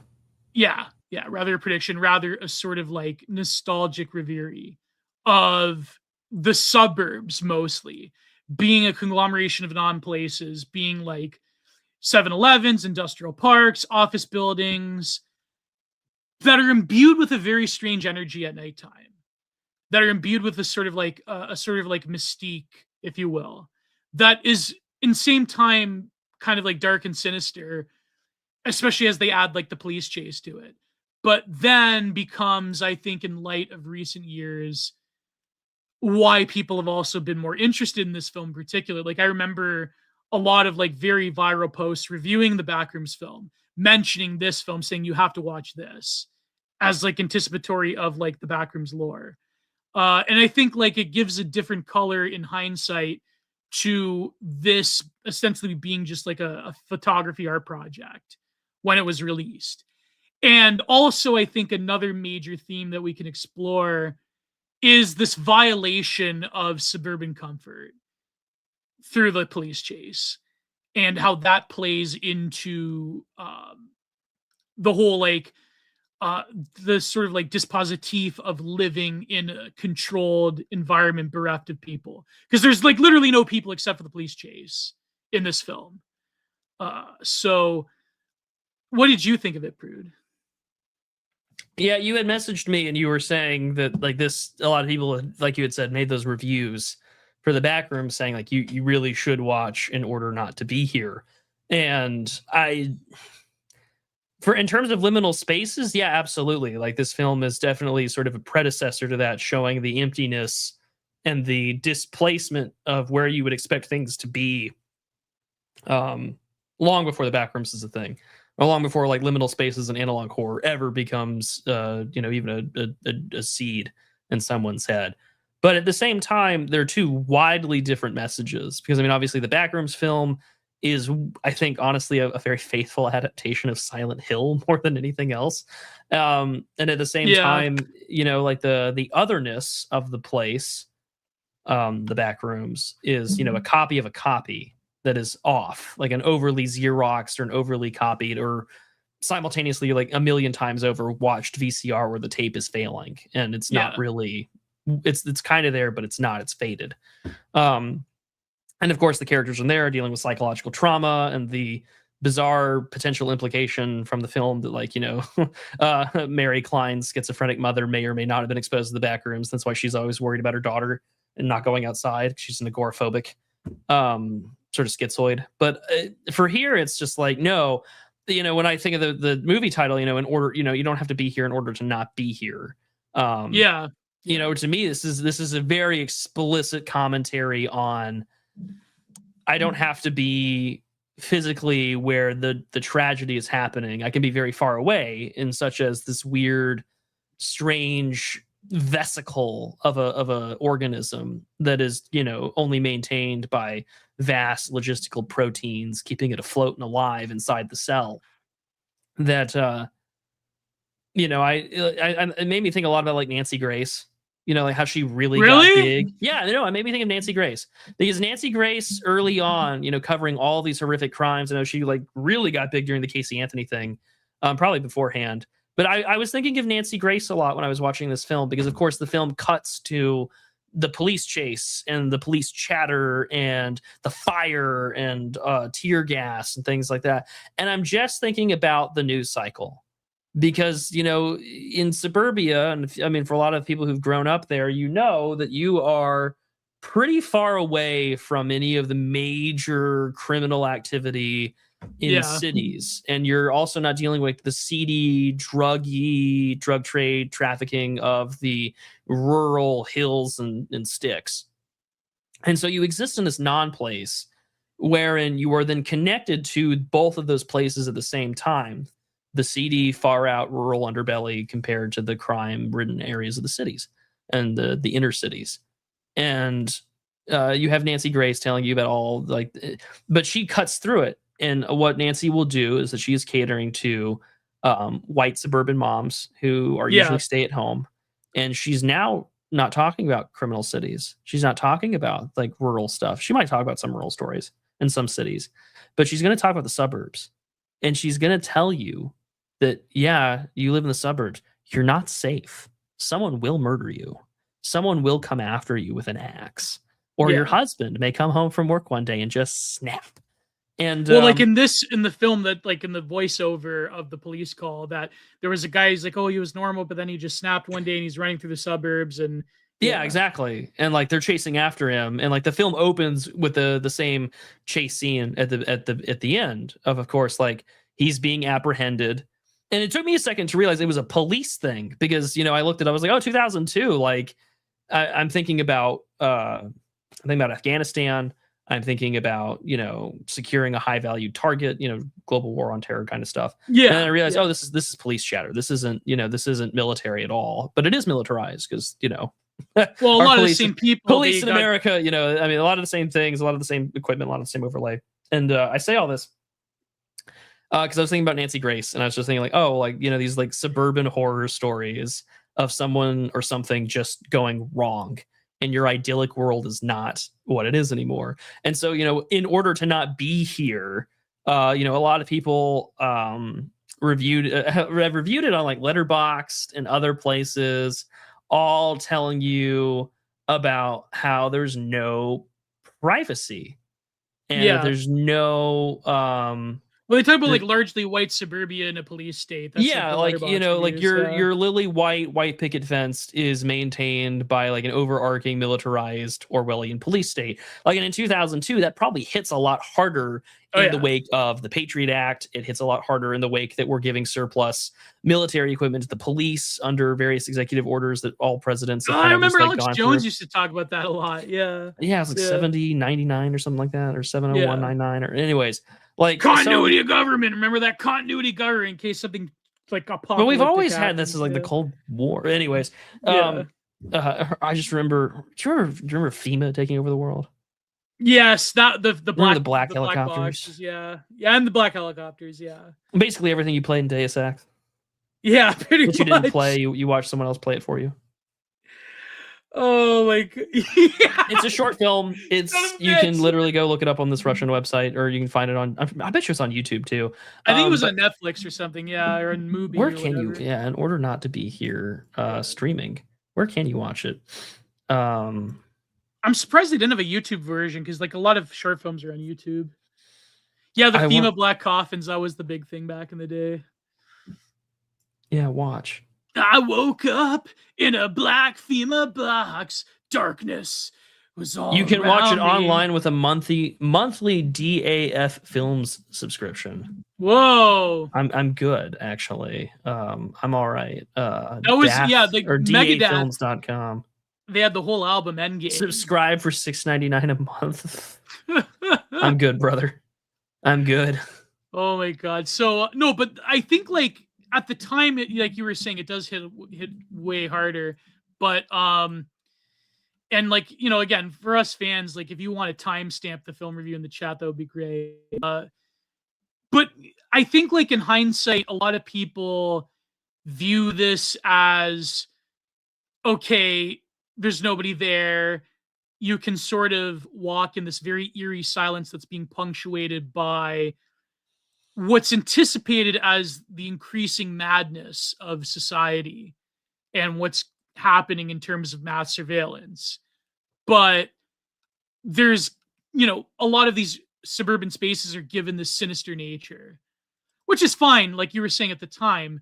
But to see like younger people viewing this film now as not sinister, but almost like nostalgic and longing and with a yearning is quite interesting. But then you get to, okay, an ordinary person can go crazy and can run through your living room and run through your house. It's sort of like I actually for the first time watched a few days ago, the first time I actually watched the Weapons film, which was like that scene where like the children are running through yeah. So like there's definitely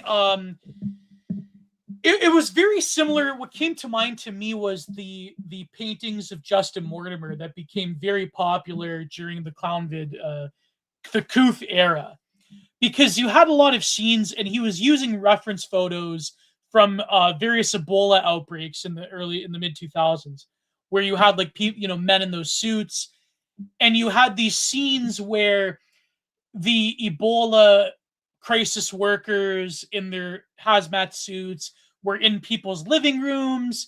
You had like refugees living on the outskirts next to raves. I wrote a whole like thing on my WordPress back in the day on Justin Mortimer's paintings, and he became very relevant during the Coof era. And another one was these women that were these two refugees that were on the edge of a rave, very similar to like a video game like Left 4 Dead, where you have like the camp. It's like, why would you camp like out in the woods during the zombie apocalypse, right? Like, it's like you're in open ground, right? But the whole point of that was the breaking down of what is ostensibly a private space into this very violent punctuation by a awareness of a greater public issue, whether it be surveillance, whether it be containment of a disease, whether it be the police state, where your own private space is not just kept at bay by the greater horror around you, but is punctuated and violated by it in a very dramatic way, where you have a police footage of a police helicopter of a man going crazy running through the suburbs. And like, you know, like you were saying, like that's why Nancy Grace came to mind. Like, you know, like her largely suburban, like, you know, wine mom audience. Exactly. Like, you know, that's their fear, right? So, but I think nowadays, like viewing it in hindsight, it's almost as if, not that we want to like this would be a film, like, not to interrupt, but like, I mean, like this would be a film, I think, that because a lot of to continue the Nancy Grace point, like I think a lot of women who listen to like murder podcasts would listen to a murder podcast reviewing this movie. Yeah. Like they would be viewing, again, to expand on the concept In Order to Not Be Here, because we create physical and psychological non-places, i.e. distance from ourselves and the danger, the threat, the existentialism of our day-to-day dread. Right. You know, so we put distance into it. So people review it like we are, or people will listen to other people review it without even watching the film, i.e. our audience.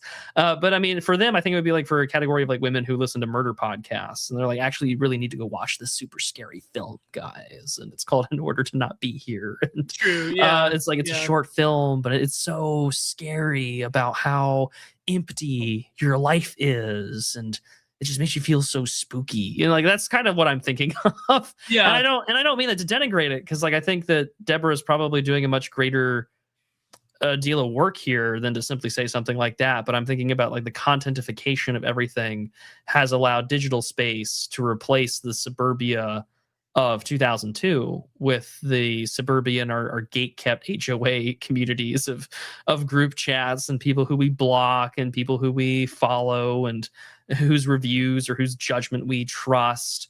And then we cut. And now all of a sudden, everything now is about the police chase, the beheading, the radiogenoic hole, all of it there to remind you that there is no place in which you can escape. And everything is coming for you because you will be observed at all times. But what's interesting, though, Sponsored by Palantir.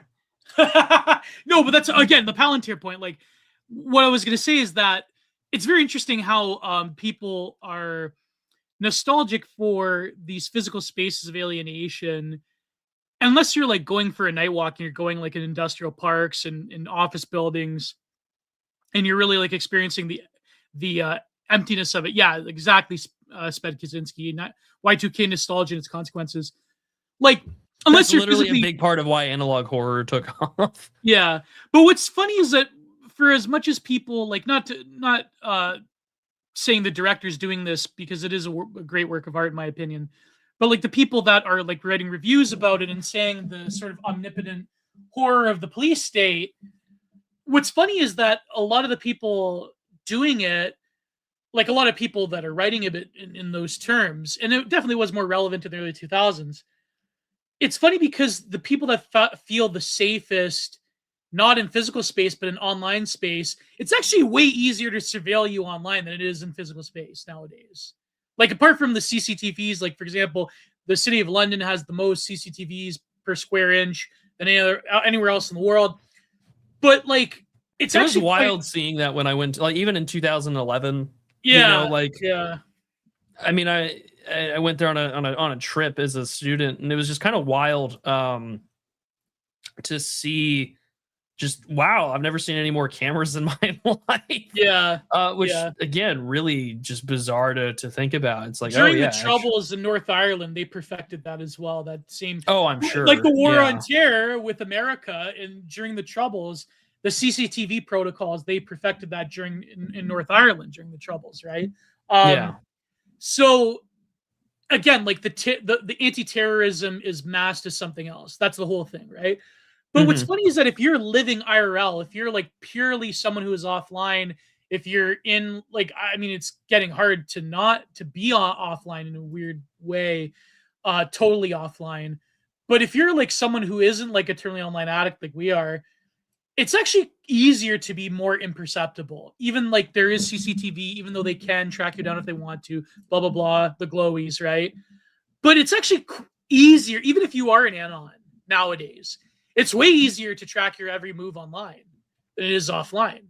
Like, it's, you know, even if you are anon, I'm sure like Palantir is going to find some like super everyone uses social media to literally track everything else. Like, that's creating data. You got nosy neighbors who like to check out what you're doing in your backyard on that Saturday cookout or whatever. But then it's like, now you're on Facebook to listen to someone deliberately vent and tell you about like baby mama drama or something insane like that.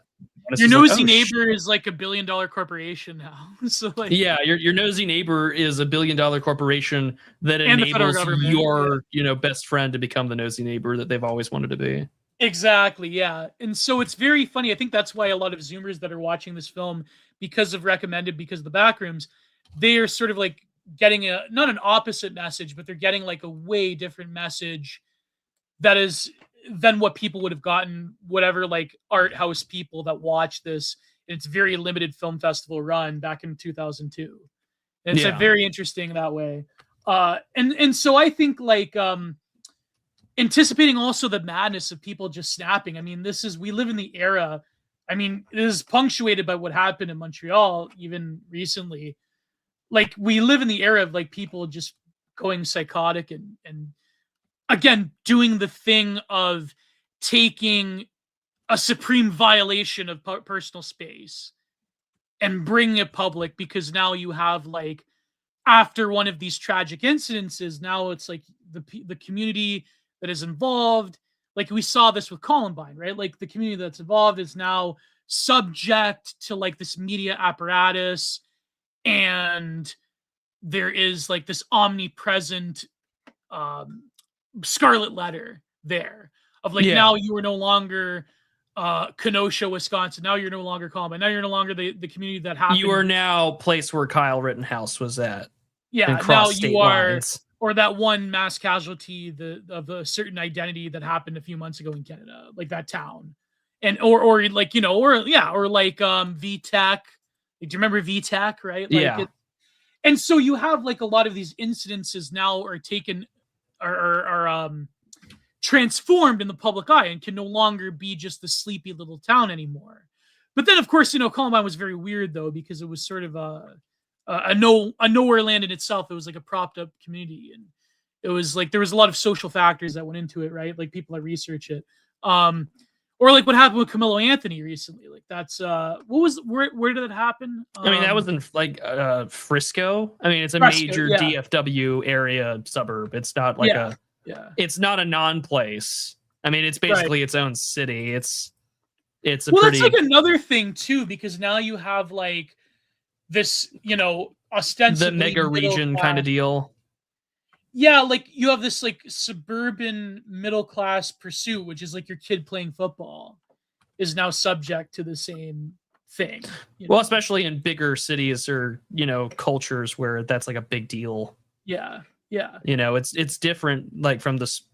It's not like, Friday Night Lights or whatever, where it's a small town ordeal or whatever. And like, instead it's just or like in Australia, the Auckland, was it Auckland or was it the sea town where the mass casualty happened? I do not know off the top of my head. This was like in '93. Our Aussie listeners will be able to tell us. Yeah, yeah, but no, but that's what I mean. Like, it's very interesting how you have like a sort of changing of how people interpret something based off of lived reality nowadays.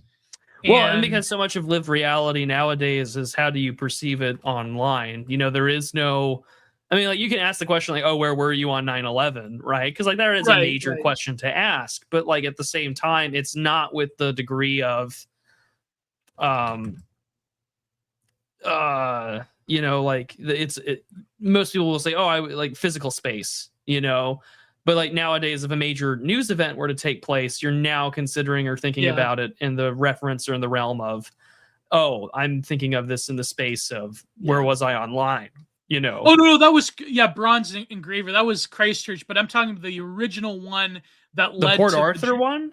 Port Arthur, yeah, that was the one that led to the draconian gun bans in Australia. Yeah, the Port Arthur massacre. Yeah, the Port Arthur massacre. Like, that's what I mean. How we know about Port Arthur, because of that, right? Like, it's, but then at the same time, it is a very beautifully shot film. It is a very aesthetic film. It gets the sound just right. There's a lot of if you were to post clips of that without any accreditation, someone would tell you, wow, what an amazing analog horror production you just made. Exactly. And there's actually a lot of art, like professional art world people that do film. Like there was this one that my friend Stephanie Wakefield reviewed that had a similar vibe. Like there's actually quite a high quality professional art world people that do film, but they're like little short films. They're only like 5, 6, 7, 8 minutes long, right? Yeah. And some, like a lot of them are trash. Obviously, a lot of them are just trash. But like, there's some that are quite high quality that could pass off as a good analog horror or as sort of like a very weird window through film into reality. It's sort of like what Mulvey said when we were reviewing that. That actually came up recently. Someone mentioned the Mulvey essay, The Female Gaze, in film. How the film acts as sort of as something being a relatively recent medium in human history, in the grand scheme of things, awakens a sort of primal sensuousness to vision that we were always accustomed to. It's an extension of the way the work of art in moving image delivers us back to a very primal, unconscious sensuousness and sensuality towards the visual image. That film has such a great power of seduction. And, I think for average people, like, this is not a film that I think an average person could see and be like, oh, I think this is boring. I know what an office building looks like. I know what an industrial park looks like at night. But it's not so much about the common experience of these places. It's more of when you actually look at these things with any amount of depth, and you're sort of going through a visual cartography and a history of like, okay, why is that abandoned building? There's obviously a history there. There's obviously a history to corporate world, non-plays that we can go through, which I think even like in something that's very dramatized, for example, like the film Up in the Air, when I reviewed that, which comes from the Walter Kern book. Yeah.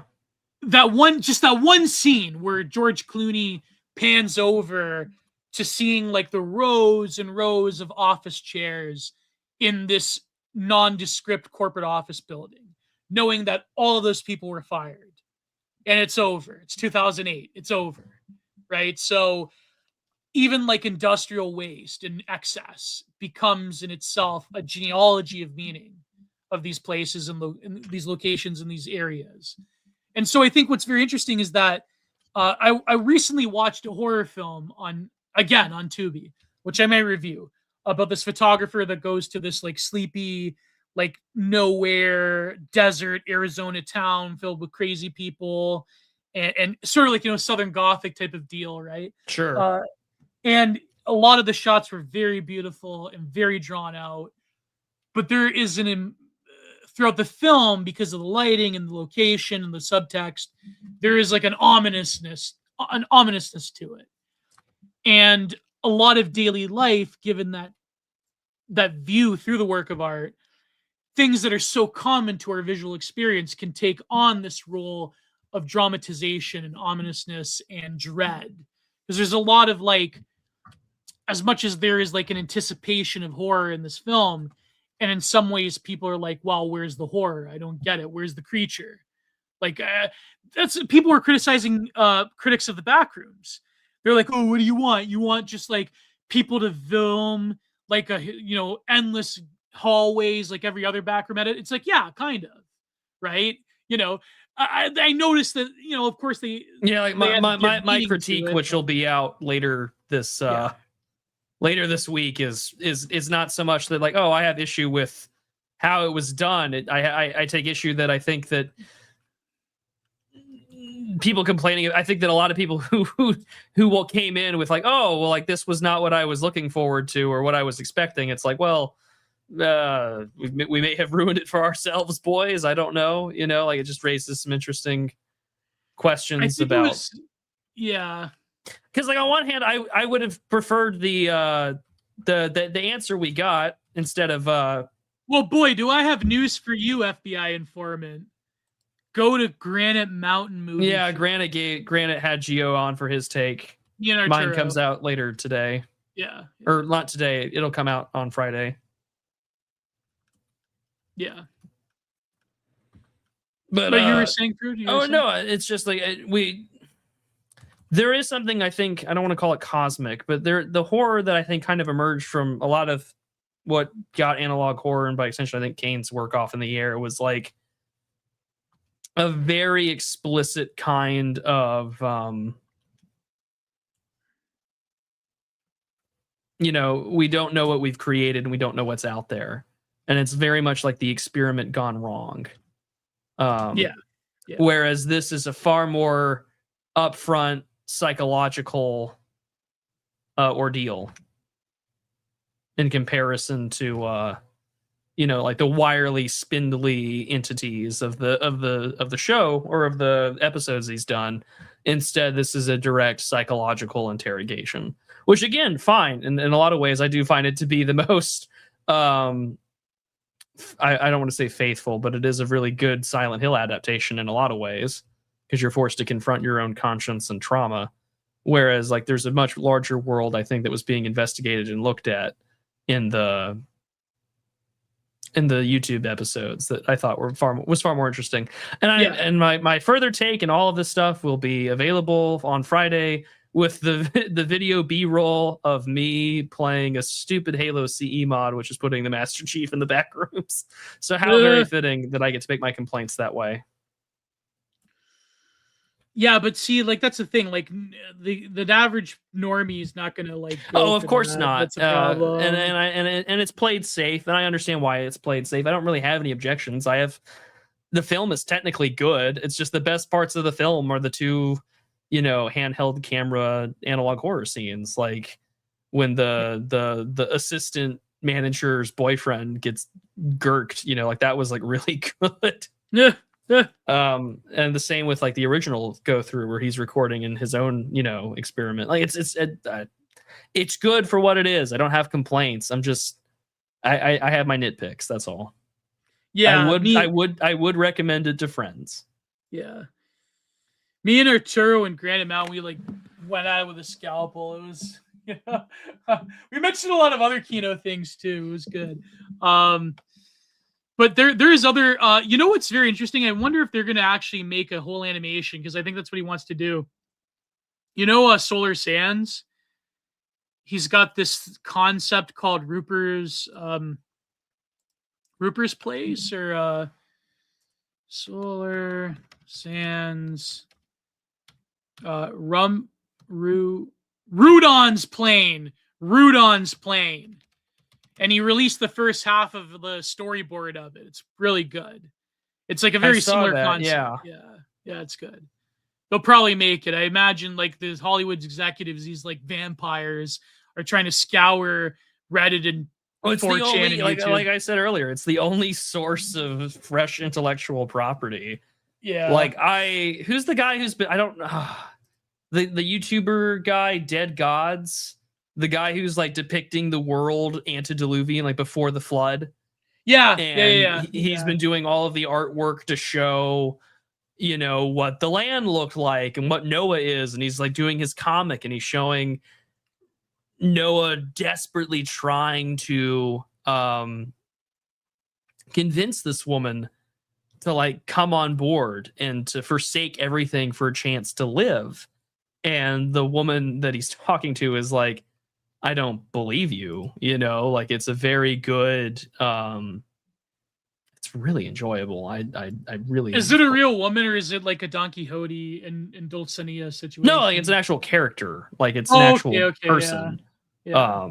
Like, I mean, again, this is all in a comic, but like it's something that I've enjoyed to watch him describe his process. And he's like, this is how I want to do it. This is how I am. And you see this dialogue between a rather well-to-do, very aristocratic Noah, and I haven't watched. I'm warning you about the end of the world, and then he's like, "Well, the gods wouldn't want that." And he's like, "You still have faith in the gods?" And she goes, "Well, yeah, because like if the world ends, all the sacrifices stop, and why would they ever do that?" Like it's good dialogue because he's like heartbroken because he's like he can't save anyone.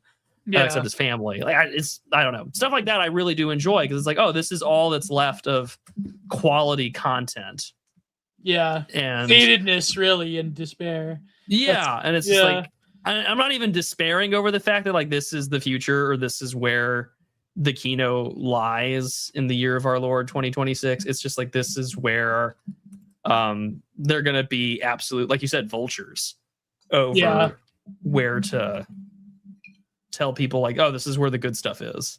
Some of the Reddit screen caps are funny though, in the 4chan ones, like the one Howling Mutant posted. Oh yeah, where's the next, big 4chan screenshot movie? Yeah. He's got a point. That's kind of similar to like when the Down syndrome kid wanted to be a pro wrestler. You know that movie? Yes. Oh, what was it called? It was a good film though. It was touching. You know what I mean? It was touching. It was a good film. I still think we should do our Atlanta slashers story. Yeah. Atlanta Thrashers with Kevin Hart and Dwayne The Rock Johnson and an all black Atlanta-based hockey team. Oh my god. Oh man. And the tagline could just be like, beware the black ice. They'll put like the Black Ice, the Atlanta Thrasher story. They'll put the Broad Street Bullies to shame. Yeah. Like it's. Oh man. People were giving me some heat because I said like a lot of American players don't want to play in Canadian teams anymore. It's not where the money is. Exactly. And people were like, how dare you say that? Like it's true, man. Like, well, because what happened was like Brady Tkachuk, he like wanted to play in Florida with his brother. So he left the Ottawa Senators. And they're like up in arms about that, which I mean, it is a gutless move, but at the same time, like, what do you want, man? Like, it's not even about like the whole like Trump thing. It's more of like, if you're a hockey player and you just won at the Olympics and you go to your team right after and like all of your fans are booing your national anthem, it's like, yeah, I might want to trade. I don't know. Yeah, I might want to call it. I might want to call it. Yeah. Yeah. It might be not worth it. And then like also getting schlonged in the taxes that they have to pay to the Canadian government. It's like, yeah, I might not want to be here. And the fact that like a Canadian team hasn't won the cup in 30 years, or over 30 years. So it's like, yeah. But anyways, yeah, I really enjoyed this film, and I'm glad that like it was on the internet. It's a quiet artifact Yeah. of the fears of yesteryear. Well, because I like a lot of those quiet character, like this sort of like quiet indie films that are basically centered around people in like suburban nightmares trying to get out or trying to like pick the pieces of their lives up together. Like there's a lot of Canadian indie films like that. Like there's this one called Lola that I'm going to review in Tubi Dumpster Dives. I've always enjoyed those type of films. And this one takes it to the nth degree because of that sense of isolation and that sense of loneliness. And so, yeah, it was really an amazing experience. And it's only 30 minutes.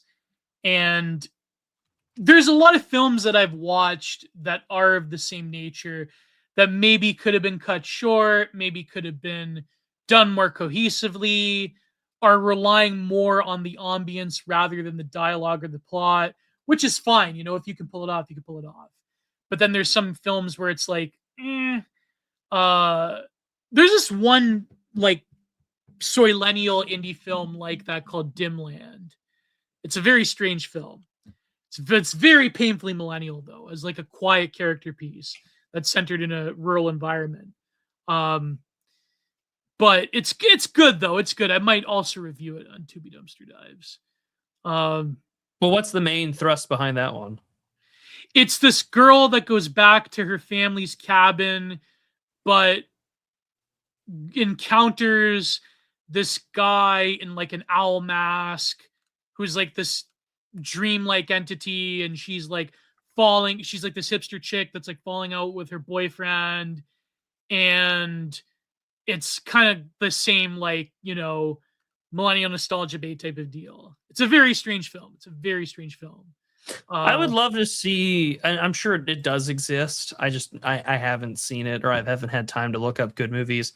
I would love to see a horror film similar vein to the one we just watched, but it is about a guy going home and he is fucking devastated and ruined because his hometown is nothing but like kratom shops and weed stores, and there's an Indian. That's kind of like Kino Corner's script. Yeah. Like that, I would pay really good money to see get made. I would kickstart that project in a heartbeat, just because like that doesn't exist. That's and kind of like a shame it doesn't. It's kind of like the Kino Corner film that he wants to produce. That he wrote this. I read the script and we reviewed it. It's kind of like that, but it's got like a glowy subplot though. But it's like that glowy subplot. Not a subplot, but like it's about glow in the dark activities. Oh, well, it's very interesting. Cases. It's a very good script I read. And if you go to Content Minded, when I review Kino Corner, we talk about it. So, but yeah, they're isn't the Florida Project kind of like that? I haven't seen it, so I don't know if it is. Yeah. Like I will go watch it in a heartbeat. I just have no idea. Yeah. SH Homecoming is a crappy version of that. Silent Hill Homecoming. So there's a film called Silent Hill Homecoming. I don't know if it's a film or not. I've only played the original Silent Hill, so I have no external relation or understanding of what else the I watched the film has to offer.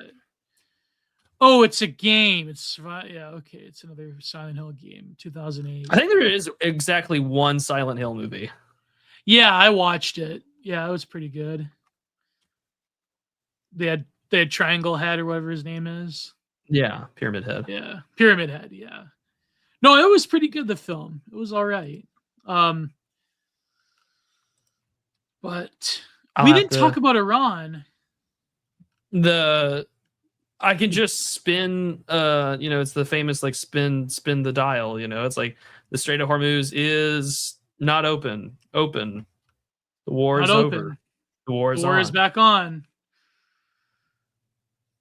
The war in Iran did not take place. Yeah. No, but I kind of like a lot of people were predicting. I kind of sensed it as well. Like it was pretty much going to end in massive Iranian concessions. Like, I mean, concessions to Iran. And of course, a certain other power is going to. It was going to go either way that this conflict was going to see any sort of resolution. Israel wasn't going to be happy. Yeah. And it's done more, I think, to paint any sort of desire to end the conflict as a defeat than anyone, than really anyone else. Yeah, and they're going nuts against Trump. Yeah, and then like of course the Twitter translate function has just been having a grand old time. Yeah, like letting us see the reaction in real time. Oh god, like that Ben Gvir tweet about Lebanon. Just terrible. Yeah, and it's like, oh wow, yeah. That's how they really think and feel. Our greatest ally. But no, but I mean, how else could it really go without America and Iran at least tacitly working together? Like, what are you going to do? You're going to do a land invasion? Like, come on, that ship has sailed. Yeah, the time to have done that would have been like 20 years ago. 30 years when you had unprecedented military might and competence. Probably when Ahmadinejad was there, you could do it. That's what me and someone else, a Twitter mutual, Mojave Art Club, we were actually talking about that on the TL. Like maybe when Ahmadinejad was there, you could probably do that, but not now. It's just there's no real. Again, it's like the Iran war didn't take place. Like there's no. I don't know how they could just keep it going forever. Like I think what was very strange though is that even like former war hawks like Lindsey Graham and Hillary Clinton were really changing their tune for a while there, which is very strange. You never want to trust these people. But I think maybe they've anticipated fully the economic devastation of having the Strait of Hormuz closed. And I mean, like, it's kind of like what Dimes and Judas said, like all the people that were going to have their take, like, like the whole like third worldists like me, we're going to have our take. And then the whole like Plan Truster is going to spin it into a victory and blah, blah, blah. And so it's just endless. Well, like I said, discourse has been replaced by brand management. Yeah, exactly. But there is no take. There is just camp defense. Exactly. But one thing I will say is that no take, just vibes, just PR. No take, just vibes, just PR. That's great. Yeah, no takes, no, just vibes, just PR. You're equally a part of the great, BlackRock, totally awesome matcha bros. That's all that we are. I'm a matcha. Yeah. We're all matcha. Everyone knows. We're all matcha gamer words now. That's right. No, but what I think is interesting though in the coming years, though in the coming decades, even will be that it's pretty clear Iran stuck like they stood up for themselves, and whether it's going to be a dramatic calling into question of the global American empire I think is yet to be seen, but definitely there is the seeds there, because it was very easy. Like if you really think about all of the lower level conflicts, like what was it called? The Low Doctrine, the one where it's like, he said during GWAT, or was it Low or somebody else? I forget, where it's the line that, every 10 years, the American empire must like take a small, crappy little country and just throw it against the wall to show people whose business, right? You've heard that line before. Yeah, I've heard it. I forget, it was like something doctrine, Low Doctrine or something. I forget the guy's name. But I think for the first time, unlike Vietnam, unlike Iraq and Afghanistan, unlike, Iraq the first time, it's not a case where America can cut and run and there's no apologies and people just forget about it, right? Till the next thing happens. Syria, Lebanon, Libya. This is the first time where the American government had to just come out and make major concessions to a power that they went to war with. For the first time in a very long time. And so that has, I think, a lot of ramifications in the coming future. Now, I know some people have the take, I think even Dime said this take, where there may be some kind of backroom dealings going on. There's certainly some evidence for this, that there's going to be some kind of financial exchange. There will definitely be more than whatever it is we're being told. Exactly, and the money will mysteriously beyond disappear. the spin is not going to last forever. Well, but the thing is, though, I think the War Report mentioned this, or somebody else, I forget. Like, it's not like a case where you flood the country with money and the NGO vultures descend and turn the place into like liberal democracy, quote unquote. There is no real soft power apparatus within Iran. That's sort of gone. And the fact that the American government essentially pillowed their sclerotic boomer leadership, that also has a lot of ramifications for the leadership there. So it seems that, I mean, this may come off as being a cope or whatever, like a third worldist cope or whatever, but like, it seems that there was any mistake you could think of in this conflict, apart from just outright nuclear exchange, was made. And a lot of the plans backfired. Well, a lot of it also just flat out reminds me of when we were doing this the first go around. Yeah. In early 2020, summer 2025. Is that when we did this the first time? I think. The 12-day war. Yeah. Yeah, or whatever we called it. Yeah. I just distinctly remember them just being like, yeah, we were just all talking to each other, and we announced publicly we were going to do it at this time, and that we were going to do it at this time, and that this is how things were going to be here at this location, and we were here to remind everyone that like this is how the war's going to go. Well, they did that in Somalia, if you remember. Well, I mean, I don't want to say it's all. This is not to say it's kayfabe, but this is just to say like there is a certain degree of what is acceptable in terms of what we're going to allow for this to not escalate. So we're going to hit this, agree to that. Right. And so whatever real damage is done, those will be backroom conversations that have yet to really come out of the work. The thing is, the real consequences to it is dramatically different than a lot of these other conflicts, because even like people like Curtis Yarvin, or I remember like even other people would say that it wasn't Curtis Yarvin, it was people like John Mersheimer or Jeffrey Sachs. They would say it sets a precedent for the past 30 to 40 to 50 years that you can't deal with America, who ostensibly represents the Western world. You can't really deal with them in good faith, because they're always going to like screw things up or go back on their word or just be like total bad faith negotiators. And it sets a message to like China and Russia and India and everywhere else, right? But the thing is, though, up until this point, it didn't really matter because, let's face it, America is the global hegemon. And because of that hard power that backs up any reversal of decisions that are made, and because they historically were dealing with very small powers that maybe were backed by larger conglomerates, but of larger entities, right? Like the way that Vietnam was begrudgingly backed by China, that only worked for so long. And of course, when you have such a monopoly on force, it doesn't really matter if you set that precedent, because every other power knows that you can never trust what Washington tells you, but they have to deal with it, right? But now there seems to be a difference in tone.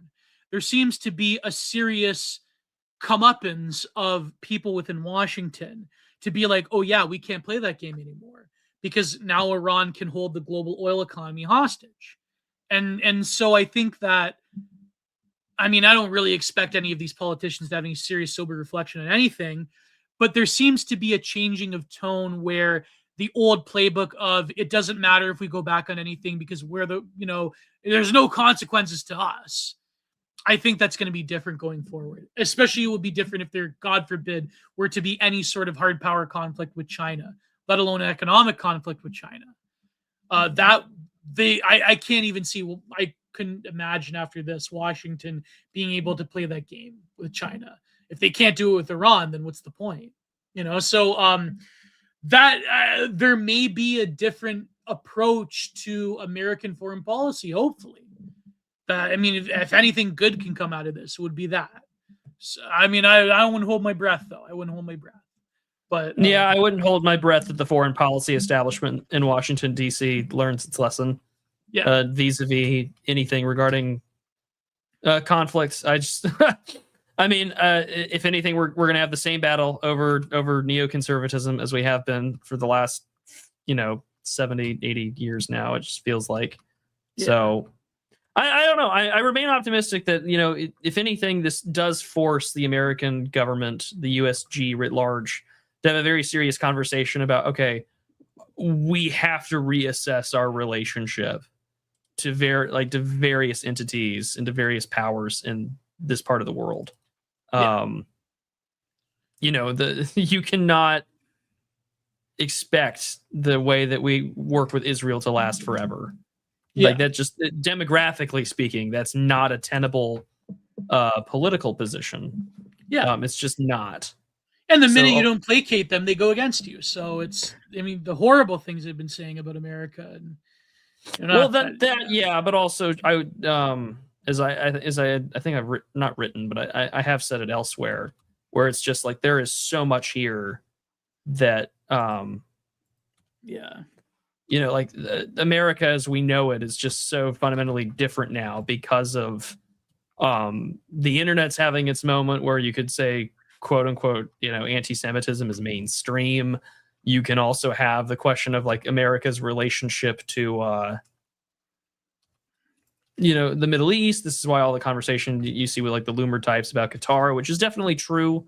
There is a lot of like Middle Eastern money that's not Israeli also flowing into the scene because they sense that the moment since October 7th gives them a chance to maybe press a different worldview in sort of the American intelligentsia.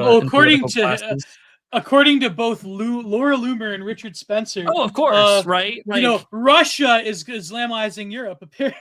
Well, I mean, there's some questions about Russia and Belarus and dropping off migrants near the Belarusian Poland border, but that's a whole other conversation to have. Yeah.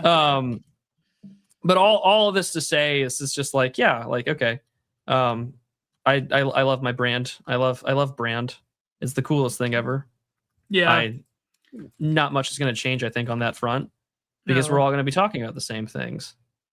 And yeah, I think it's safe to say that no one likes the current U.S.-Israeli relationship. It's untenable.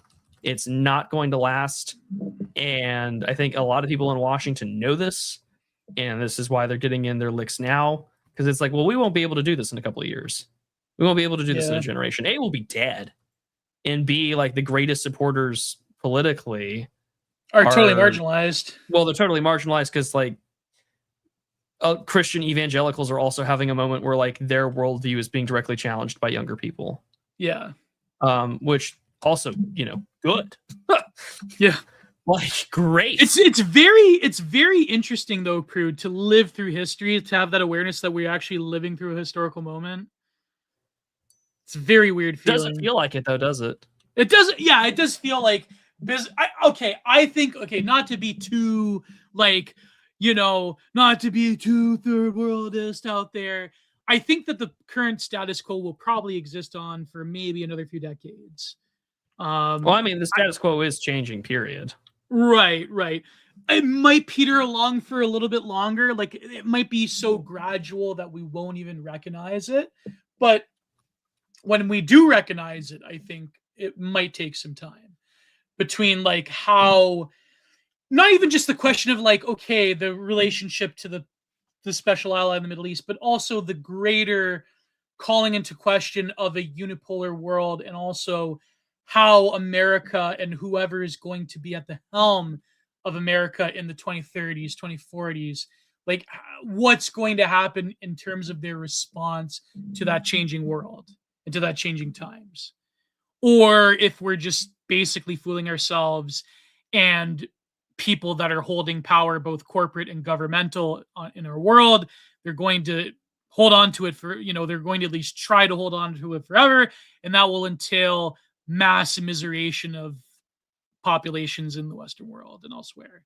So, well, I do certainly think that we're at the end of the end of the beginning of something new. There is I mean, Trump is not the beginning of something. Trump is the end of something. Yeah. Trump is the end of our current, X party system. I think we're on like the 6th.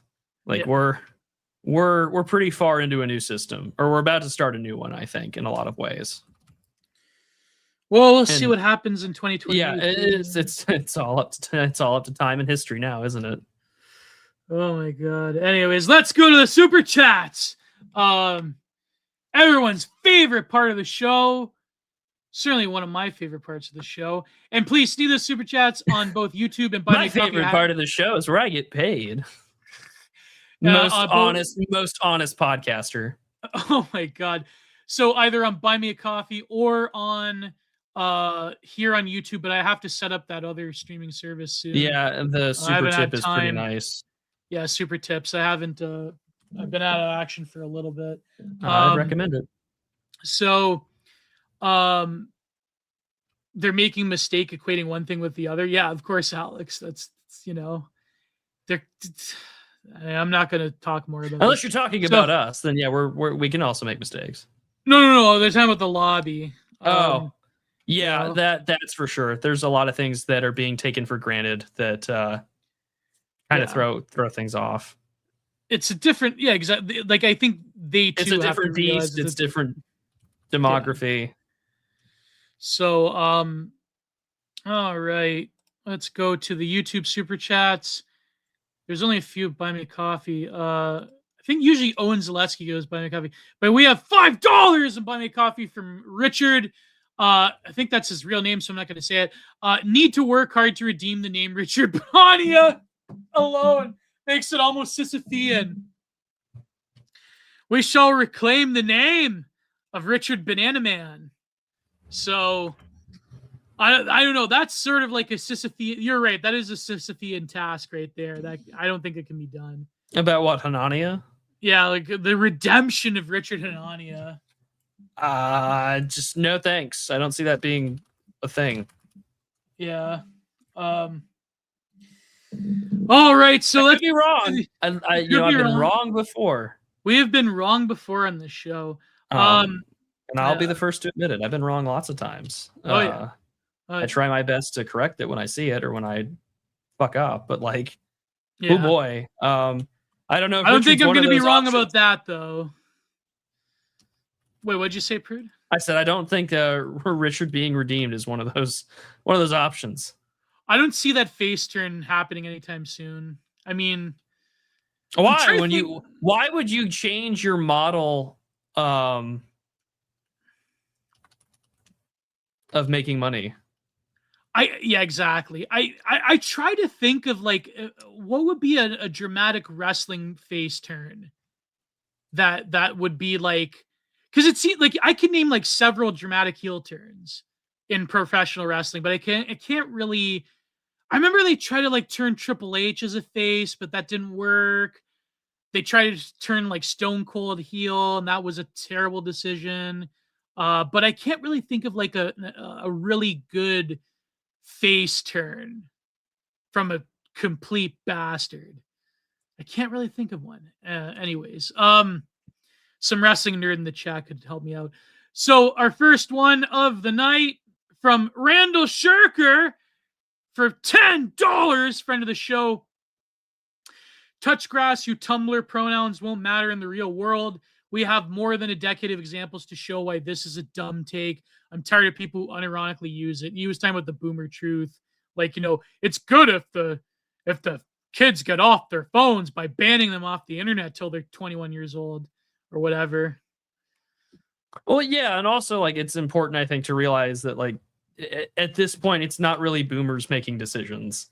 It is millennial and Gen X professional progressives who will be determining the future of policy for the end of time, because they know that whatever they say goes, and that they can basically have a policy of revenge. Yeah, pretty much. And why would you not implement revenge against your enemies? At the end of the day, that's the really cold, bitter, jagged pill take, but it's true. Yeah, unfortunately. You misunderstand, gents, just talking about the name, how Hanania taints it. Oh, yeah, the name Banania is great. That's a great Banana. Yeah, the Banana Man's great. It's just just no objections to that. Yeah, I agree. And Randall Shirker again for $5. If the penalty for mere dissent is going to be expulsion from society, you may as well go the full 9 yards. No half measures when the penalty is redaction. You mean like leaving the country in general, like being truly exiled? That's true. And then another $5 by Randall Shirker. Gee, Gio, it's almost like we talked about several weeks ago in your core report episode. Oh yeah, I remember. And then again, just remember, Gio, I'd encourage chaos as a chair. I'd encourage chaos as a chair, unlike Prude's no fun allowed attitude. Also, I will never grasp why people keep saying I am Prude.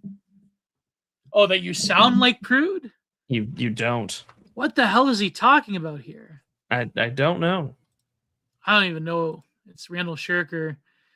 Did he have a few cervezas tonight? I'm not. Oh my god. No idea. All right, and here we go for Benjamin Spello for $10. Just looking forward to Gio's Draw My Life. Oh my god. I don't know, man. I didn't watch those Draw My Life videos back in the day. Didn't Boogie do one? I have no idea. This is not something I'm familiar with in any way. I'd be shape, down or form. for it. I mean, I'm not good at drawing comics though, but that's, anyways. I'm not a comic guy either.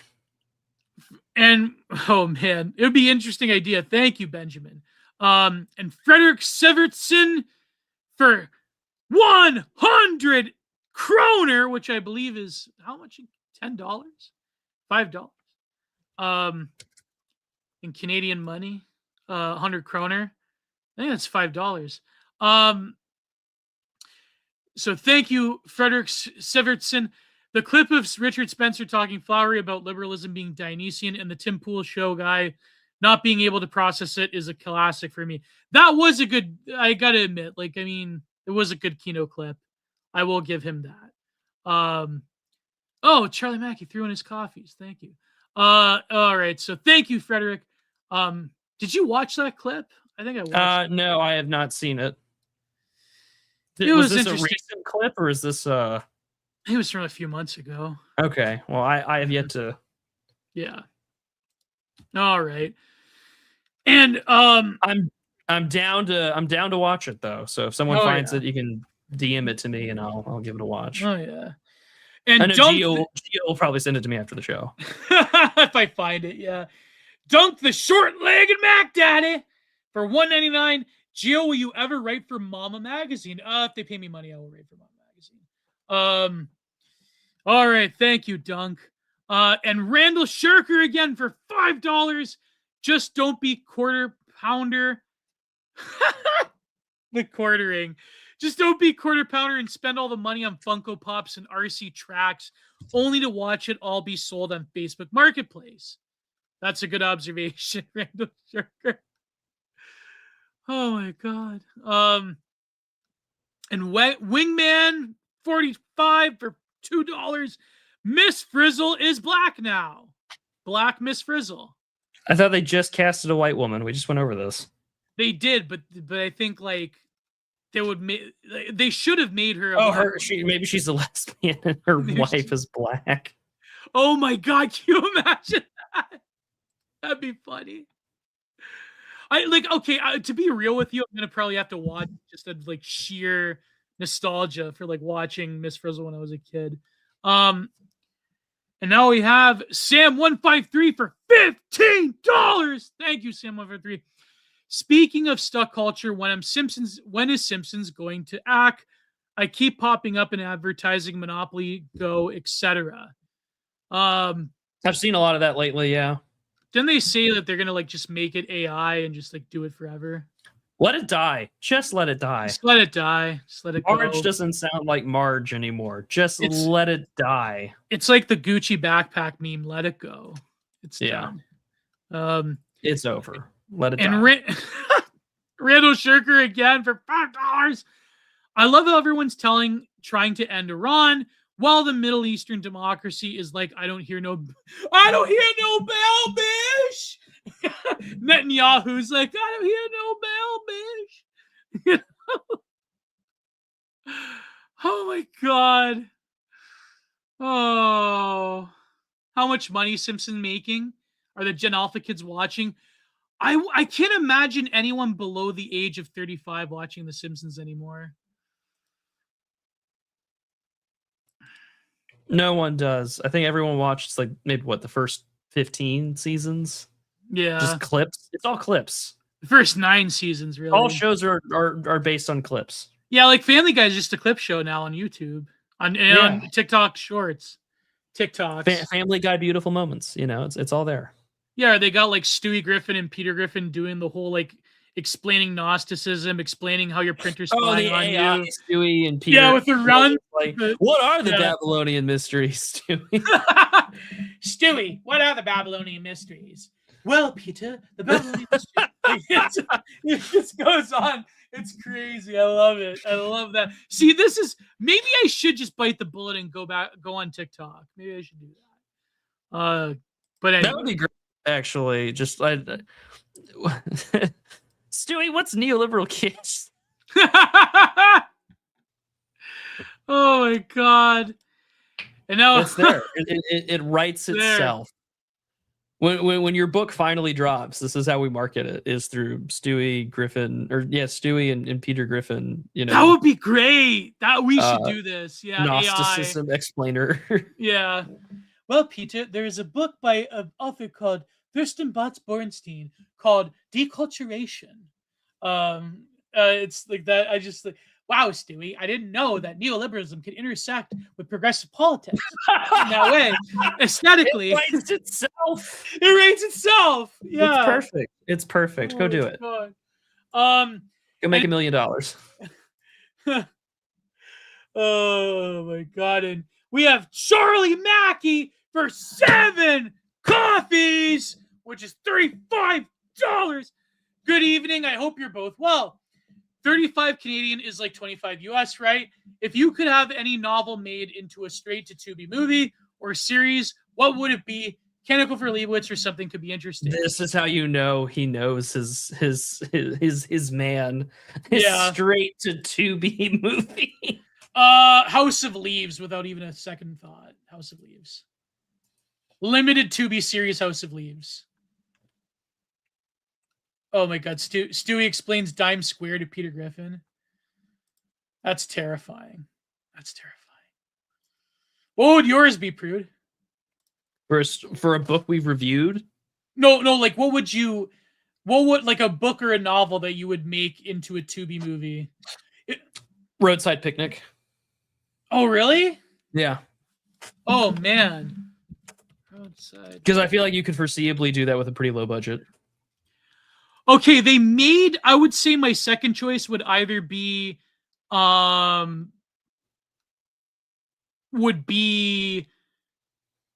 Siddhartha or the other Walter Kern book that needs to be made into a movie, Coming to America. That would be a good one. Not to be confused with the Eddie Murphy Coming to America. No, not that one. Not that one. Is it called Coming to America?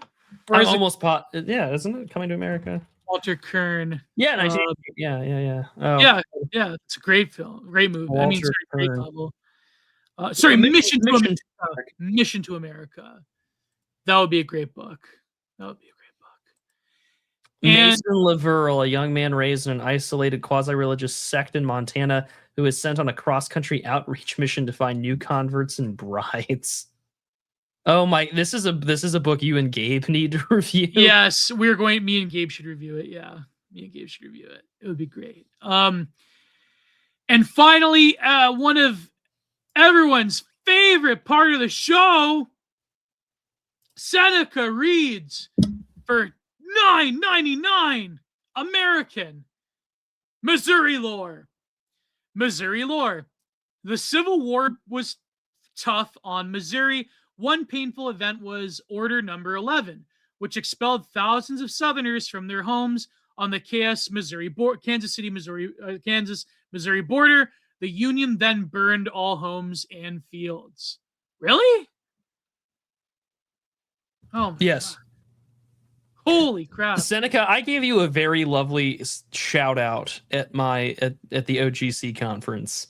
You were incorporated into my speech because I for those who weren't there, a brief summary. I spoke about America 250 and the meaning of America's 250th in the midst of no one giving a shit and a lot of the slop ghost dancing that had been happening, I think, from like the Trump administration. And the UFC show? Well, no, just some of the Vanilla Ice and other stuff. On top of the fact that like the libs just wanted, like if Kamala had won, America 250 would have just been like a total, reification of all things woke and how evil white people are and things like that. Well, yeah, they're coming out with a Young Washington movie. Oh yes, from Angel Studios, grifting Christians since 2022. But I have to tell my Jeff because she was like excited for this movie. I'm like, yeah, it's Angel Studios. What do you? It's an Angel Studios film. It's like finally a niche B movie for like Gen X dads who vote Republican. But like, you know what? Fine. I'm glad that it exists. I guess my complaints aside. I gave Seneca a lovely shout out because I was talking about like local history and local things and some of our older traditions that I think some people try and carry on. And I gave Seneca very high praise because I said my favorite part is when he tells me something about his home state, because most people can't tell you history about their home state. Most people can't tell you history about their hometown. Most people can't tell you who their fucking city councilman is. And so for the people who actually go out of their way to learn to love the place that they're in are the real people who keep America alive into its 250th year. Seneca, thank you very much for all that you've done and your financial support, but also just telling us about your place that you live, that you call home. So thank you. Yeah. Yeah, that's great. We always look forward to Missouri lore.